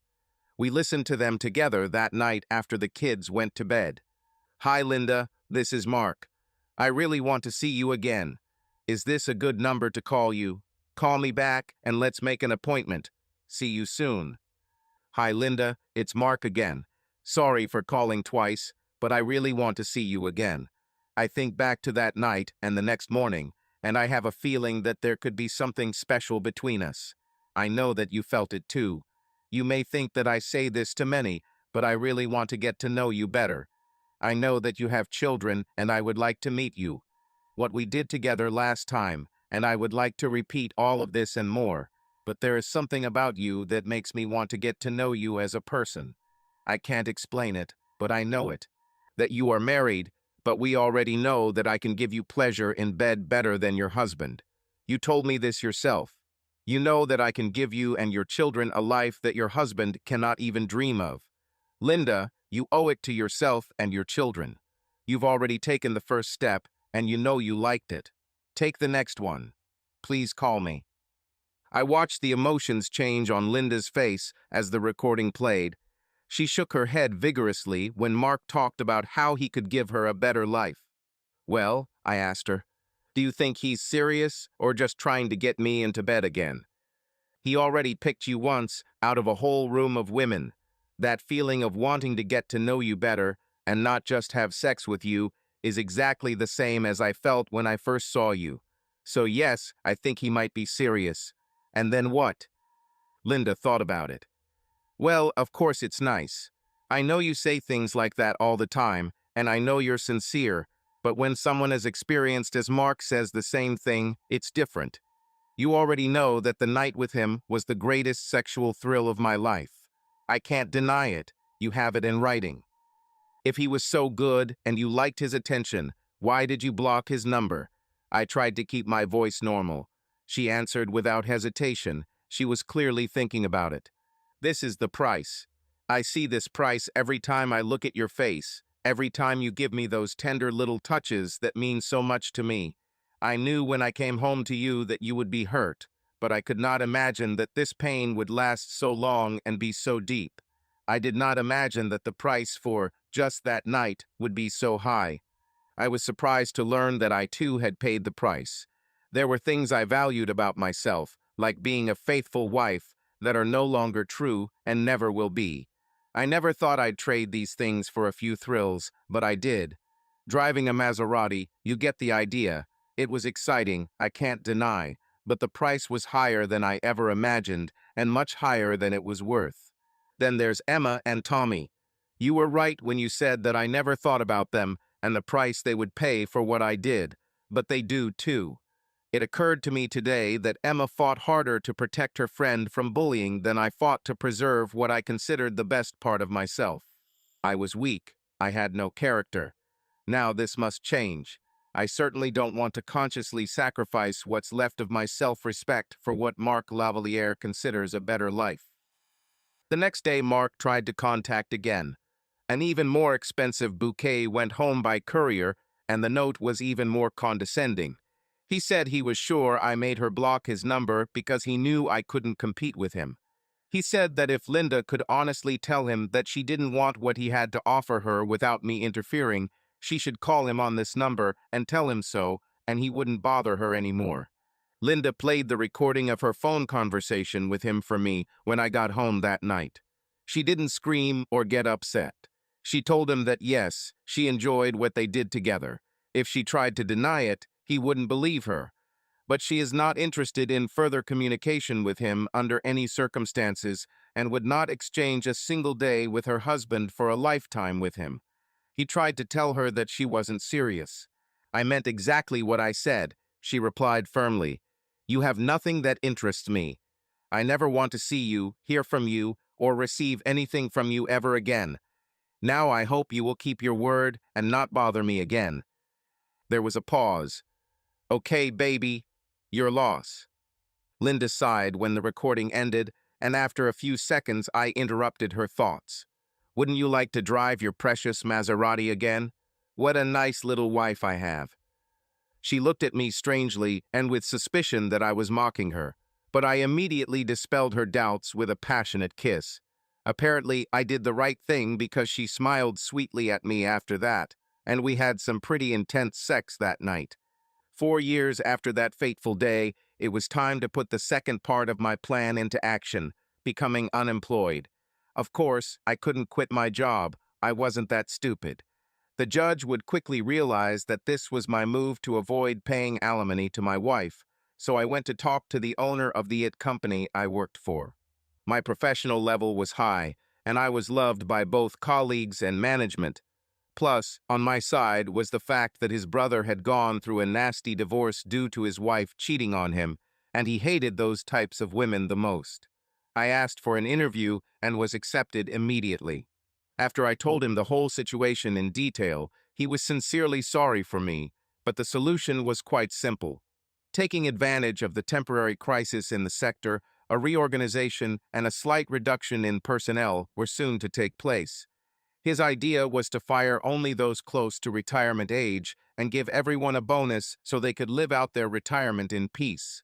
Among those fired, he would calmly include me, without having to explain it to anyone, and of course, I would not complain. Not to mention that after a year I could still return to work, of course, unofficially, which would bring obvious benefits to both me and the company. Of course, it wasn't entirely legal, but it would have been virtually impossible to detect since I could have been working from home rather than in an office, and only he and I would have known about our working relationship. Even if we were discovered, it would only be a significant administrative penalty, nothing particularly serious. I presented a slightly different version to Linda. After another delicious dinner, and when the children retired to their rooms to watch TV, I said to her, "I thought of something, honey." "Tell me everything," she answered expectantly. "The kids are growing up now, and before they get too big and move away from us, you know how it is, I thought I would like to spend more time with them and, of course, with you too." "Maybe," she said a little surprised, "but how can we do this? Do you have any ideas?" "Actually, yes," I continued, pretending it was just an idea. "I could ask the office for a year off without pay, kind of like a sabbatical year. What do you think?" "But that would be great, but can we do it with the money, and will they give it to you?" "I really don't see any difficulties in this. It won't cost the company anything, and it has happened to other employees, such as women after pregnancy. And don't worry about the money, our account is still good enough to support us for a year, even without a salary." "Well, if that's the case," Linda said with some doubt, "don't worry, I'll talk to the boss tomorrow and see what happens." "Okay, overall, if it's possible, that would be great. More time for us and our kids." "That's right. I will try to convince the boss not to create problems. After all, he owes me for my brilliant work." Of course, everything had already been decided, and from tomorrow I would become unemployed, without the possibility of providing alimony in the event of a divorce. I immediately began devoting all my time to the children. I took them to and from school, helped with homework, often played with them. We laughed and had a great time, went to the movies together, signed up for the pool first, and then asked if they wanted to sign up for tennis courses. They were delighted to accompany me to the club, and when Linda asked if they had a good time there, they answered without hesitation, "It's great. There are a lot of classmates there and very good teachers and instructors." Besides Dad, I became their best friend. They felt my love and reciprocated my love. Linda did not seem to notice that she was gradually becoming more and more excluded from our contact and our closeness and intimacy, or at least did not show it.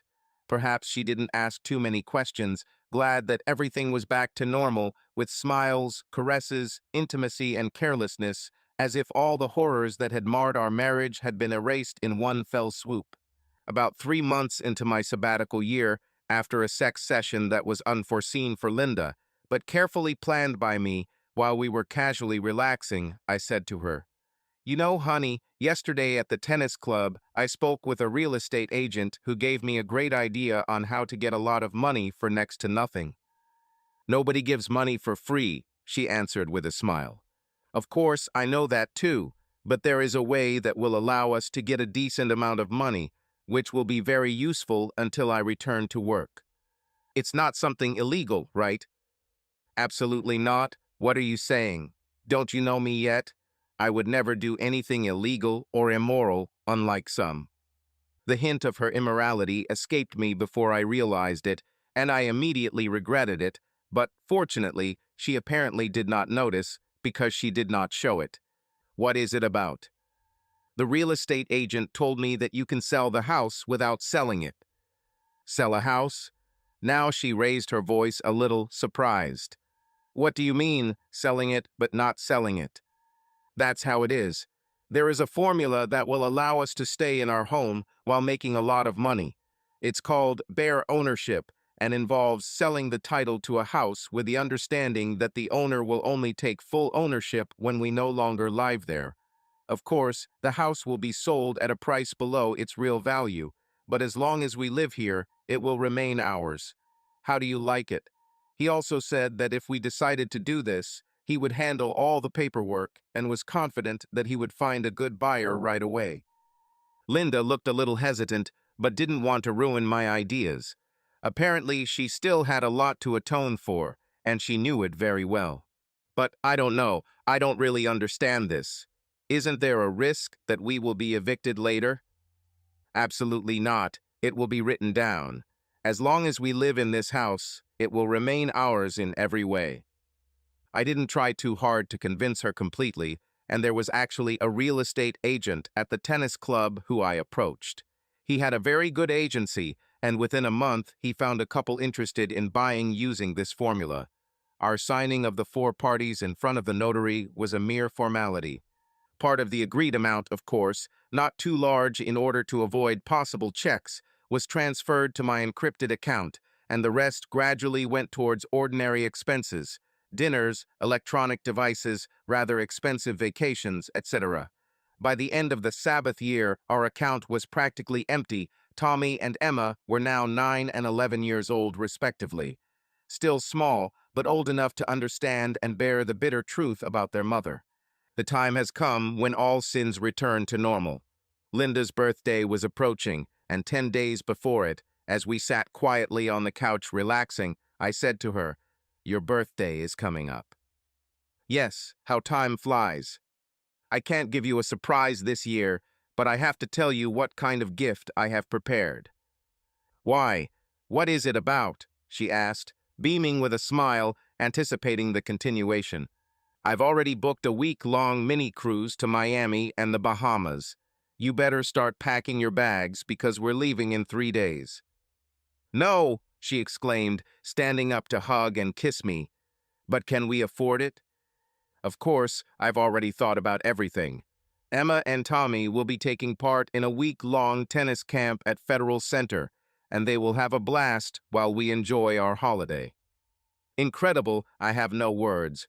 Since childhood, I have always dreamed of going on a cruise, and now it is becoming a reality. What a wonderful gift you gave me, dear. Thank you very much. She kissed me on the lips. When we parted, I continued, "And that's not all, dear. I thought that after such a long time, the time had come for me to reconcile with your friends, or rather with our friends, and for the evening of our return, I had already organized a dinner and dance. Will you handle notifying them?"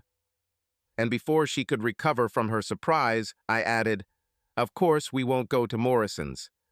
A fleeting shadow of sadness appeared on Linda's face, immediately replaced by an expression of joy, both for my benefit and for hers, and ignoring what I had said, she thanked me. "You are wonderful, dear. I so hoped that sooner or later you would come to this. You have no idea how happy I am. I'll start calling right away." It was a wonderful cruise. On the beach during the day, and in the evenings there were dinners and entertainment on the ship, and when we had the energy, sometimes sessions of satisfying sex. The week flew by in a flash, and when we returned to shore, dinner was waiting for us with our old friends. The place I chose also had a few rooms on the second floor, mostly used by hot couples for a night of love after dancing, and I booked one room not for the night, but to freshen up after the trip and change into suitable clothes for the evening. Linda went first to shower and then change clothes, while it was my turn to stand under the running water. When I got out of the shower and returned to the room, I saw her. She was wearing a beautiful red dress. It was one of my favorite dresses and flattered her figure almost as much as the blue one. With a radiant smile on her face, she seemed beautiful to me again, but not as much as before. A few small wrinkles that love could have made invisible began to visibly erase her youth, and the slightly sparkling eyes that would have excited me before now left me indifferent. In any case, I could not do without compliments. "You are beautiful, dear, a real charm." "I can't kiss you so as not to ruin my makeup, but consider it already done," she replied. "I'll make it up to you at night after the dance," she continued, winking at me and blushing slightly. I changed my clothes too, and we went into the hall, holding hands. After some time, punctually at the agreed time, Dave, Phil, and Jane arrived almost simultaneously, and then 2 more pairs of friends. There were only 10 of us. We greeted each other warmly, especially me, and sat down at our table. The dinner was good, and after the initial awkwardness, our conversation was pleasant and smooth. Everyone had a lot to say about the events that had happened during this long period of absence. When it was over, we got up and went to the dance hall. At first it was awkward. Linda's every action and look tried to show me that she was mine and only mine, and would remain so. It's a pity that the little voice in my head reminded me that this was the case that night. Several men asked her to dance, but she refused all invitations, and after several dances we were sitting at our table when a girl appeared in the hall. We noticed her because several heads turned to look at her. A beautiful blonde with simple yet elegant manners, a slender body with curves in the right places, a toned and athletic figure, almost certainly an athlete. A cute and beautiful face with a slight tan, cute dimples, and somewhat intriguing freckles that made her even more interesting. Her dazzling smile along with her beautiful eyes were a reflection of a soul that few could compare. She was wearing a gorgeous blue dress. This is like my dress," Linda said, eyes wide open, breaking the silence. "It's not like yours, it's really yours, and it looks much better on her than on you, doesn't it?" I told her. Before our friends could say a word about my obviously disrespectful comment to Linda, which had never happened before, a beautiful girl walked up to our table and, speaking charmingly to me, asked, "Can I ask you to dance?" "Of course, right, dear," I said, grinning at my wife. Getting up, I took the girl by the hand and we headed to the center of the hall, mingling with the dancers. "What's happening?" Dee said, expressing everyone's thoughts. Linda was almost paralyzed with surprise. Her face, until now happy and relaxed, began to distort with anxiety.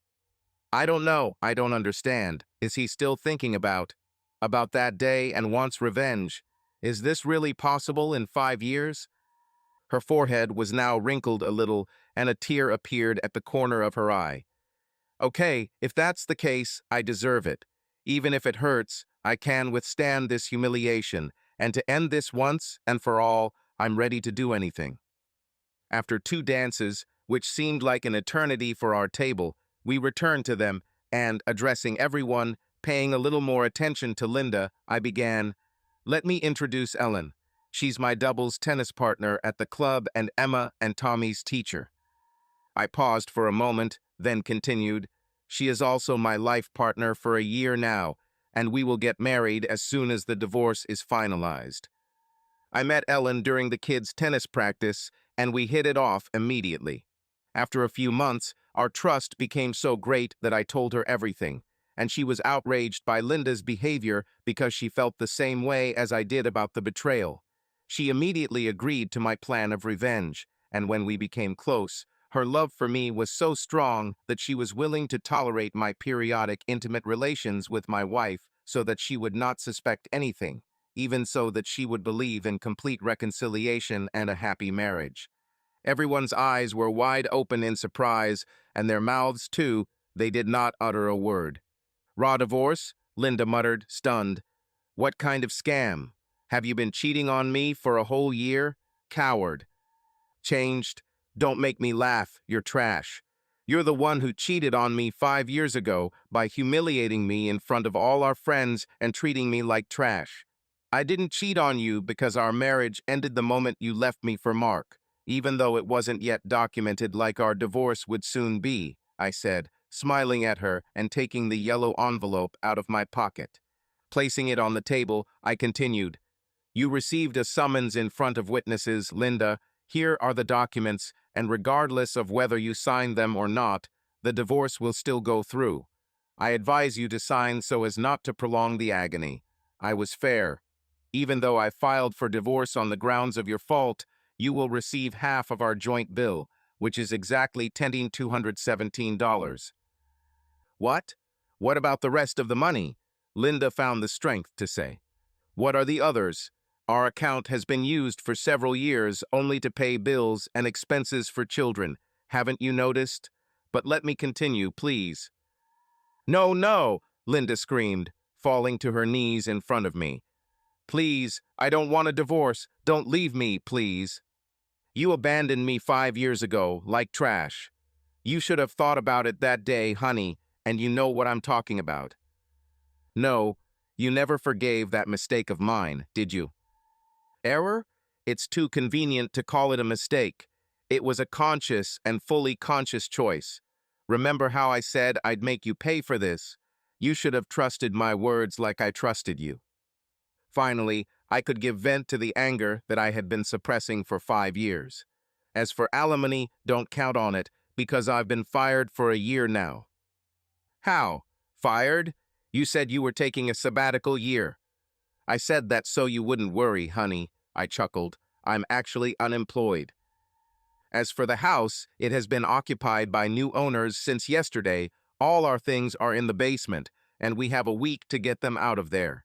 In the envelope, you will find the address and keys to the basement. New owners? Linda was stunned and shocked. Of course, remember we sold it? But it was supposed to be ours. While we lived there, Linda stammered. True, but as of last month, I no longer live there. I am registered in Ellen's house, and the contract says that the house will be ours as long as we both live there. So the house is no longer ours. Linda was desperate. No home, very little money, no job, and no child support. How can she live now? Please, Jim, what should I do? You never forgave me, did you? No, I never forgave you, and it's not my problem how you will live after me. Maybe turn to your beloved Mark, because you had sex with him with pleasure. Treason? Yes, but not only that. Perhaps I could forgive it, but the way you humiliated me made my love for you disappear in an instant. How can I love a person who treats me like a doormat, humiliates me in front of my friends, doesn't consider my feelings and trauma, doesn't care about what might happen to the children's because of your actions, doesn't think about everything and everyone for the sake of to feel chosen by the famous Mr. Lavalier? You can't seriously think that anyone would tolerate this, and if you do, I'm not crazy. Maybe you. I continued without stopping. He took you home in a limousine so that all the neighbors could see that my wife was with him. And you didn't say a word against it, you kissed him in public. You enjoyed the fact that everyone knew you slept with Big Mark, didn't you? And humiliated me in front of everyone like a cuckold. No, that's not true. I didn't want to hurt you. He was the one who wanted to give me a ride. I wasn't thinking about the neighbors or being seen. Linda said all this in one breath, albeit with a trembling voice. Shut up, bitch. I might as well put up a sign with big letters. I never thought such a despicable creature could exist, but I can finally get rid of it. Linda sobbed inconsolably, and everyone around was shocked and surprised by the cruelty of my words. But I wasn't done yet and said, by the way, I have something for you too, Dee, pulling out another envelope. Remember your friend Jenny's bachelorette party? Dee immediately turned pale, and I continued, grinning. Remember how you had sex with that dancer? If you don't remember, here are some good photos to refresh your memory. Of course, I had to spend a little money on a private detective to follow you when you went out without your husband, but it was worth it, don't you think? Dave grabbed the envelope hastily, and before looking inside, he stood up and hit Dee hard in the face, causing her head to turn to the side. Then he opened the envelope and, with a quick glance, stood up and left for the exit. Dee was now sobbing in despair, realizing that her marriage was also over. My divorce went pretty quickly. The second-rate lawyer, obtained from one of the low-quality feminist organizations that Linda approached, could do little to oppose my plan, and even the judge's hands were tied, although it seemed to me that he showed little sympathy for the cheater. He couldn't find money where there was none. The contract for the sale of the house was completely legal. I never withdrew suspicious amounts of money from the account. We were both unemployed, and child support was excluded. As for the children, without a home, and with a letter in which Linda admitted to cheating and publicly humiliating her husband, Linda lost the case, and they were given to me so that I could place them in my partner's house. 3 months later, the divorce was finalized. Linda suffered a severe nervous breakdown and spent 2 months in the hospital. I decided not to say anything to the children. It was better for them not to know. Her periodic visits with the children, which the judge allowed, turned out to be a complete failure. Emma and Tommy always refused to go out with her, screaming, crying, and trying to kick her, and they always ended up locking themselves in their room, refusing to come out while Linda was home. The anger her children felt towards her and the distance between them was a hateful gap that caused Linda real physical pain. On a couple of occasions, she was accompanied by a social worker who only observed routine scenes that could eventually be confirmed in front of a judge. After several months of unsuccessful attempts, Linda finally gave up and never came to the house or tried to go out with them. About 2 years passed before Emma and Tommy practically forgot about Linda completely. Now Ellen became their mother, who loved them like her own children, and they understood this and reciprocated her. Linda never fully recovered. I learned that she had been taken in by Jane and Phil for some time because her father, an old-school man with strict moral principles, had disowned her after receiving a letter from me explaining the reasons for the divorce and a letter from Linda.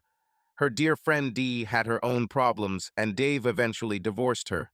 For a time, Linda worked as a waitress on the outskirts of town, but her nervous breakdown made her short-tempered and unpleasant, unable to deal well with customers, and she was fired.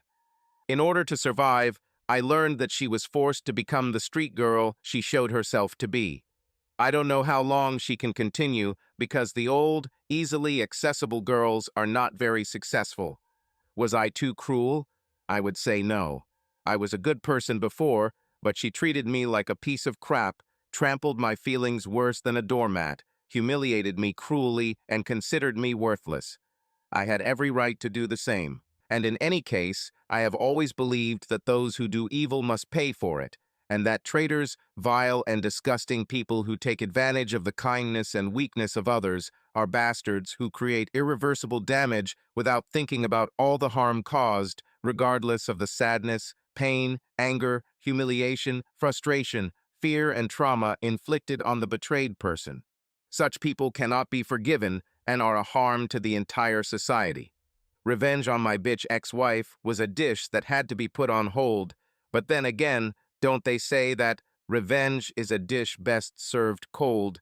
Fortunately, I believe that not all women are like this, and I am confident that my wonderful new partner, who put up with me while remaining intimate with my wife for so long, is one of the good ones. A happy life awaits us together. Does February suck? Maybe not so much after all this. Subscribe to our channel so that your love doesn't cheat on you, and go ahead and listen to the next story, because this story is nothing compared to the next one. If you're under 18, don't even click to the next one.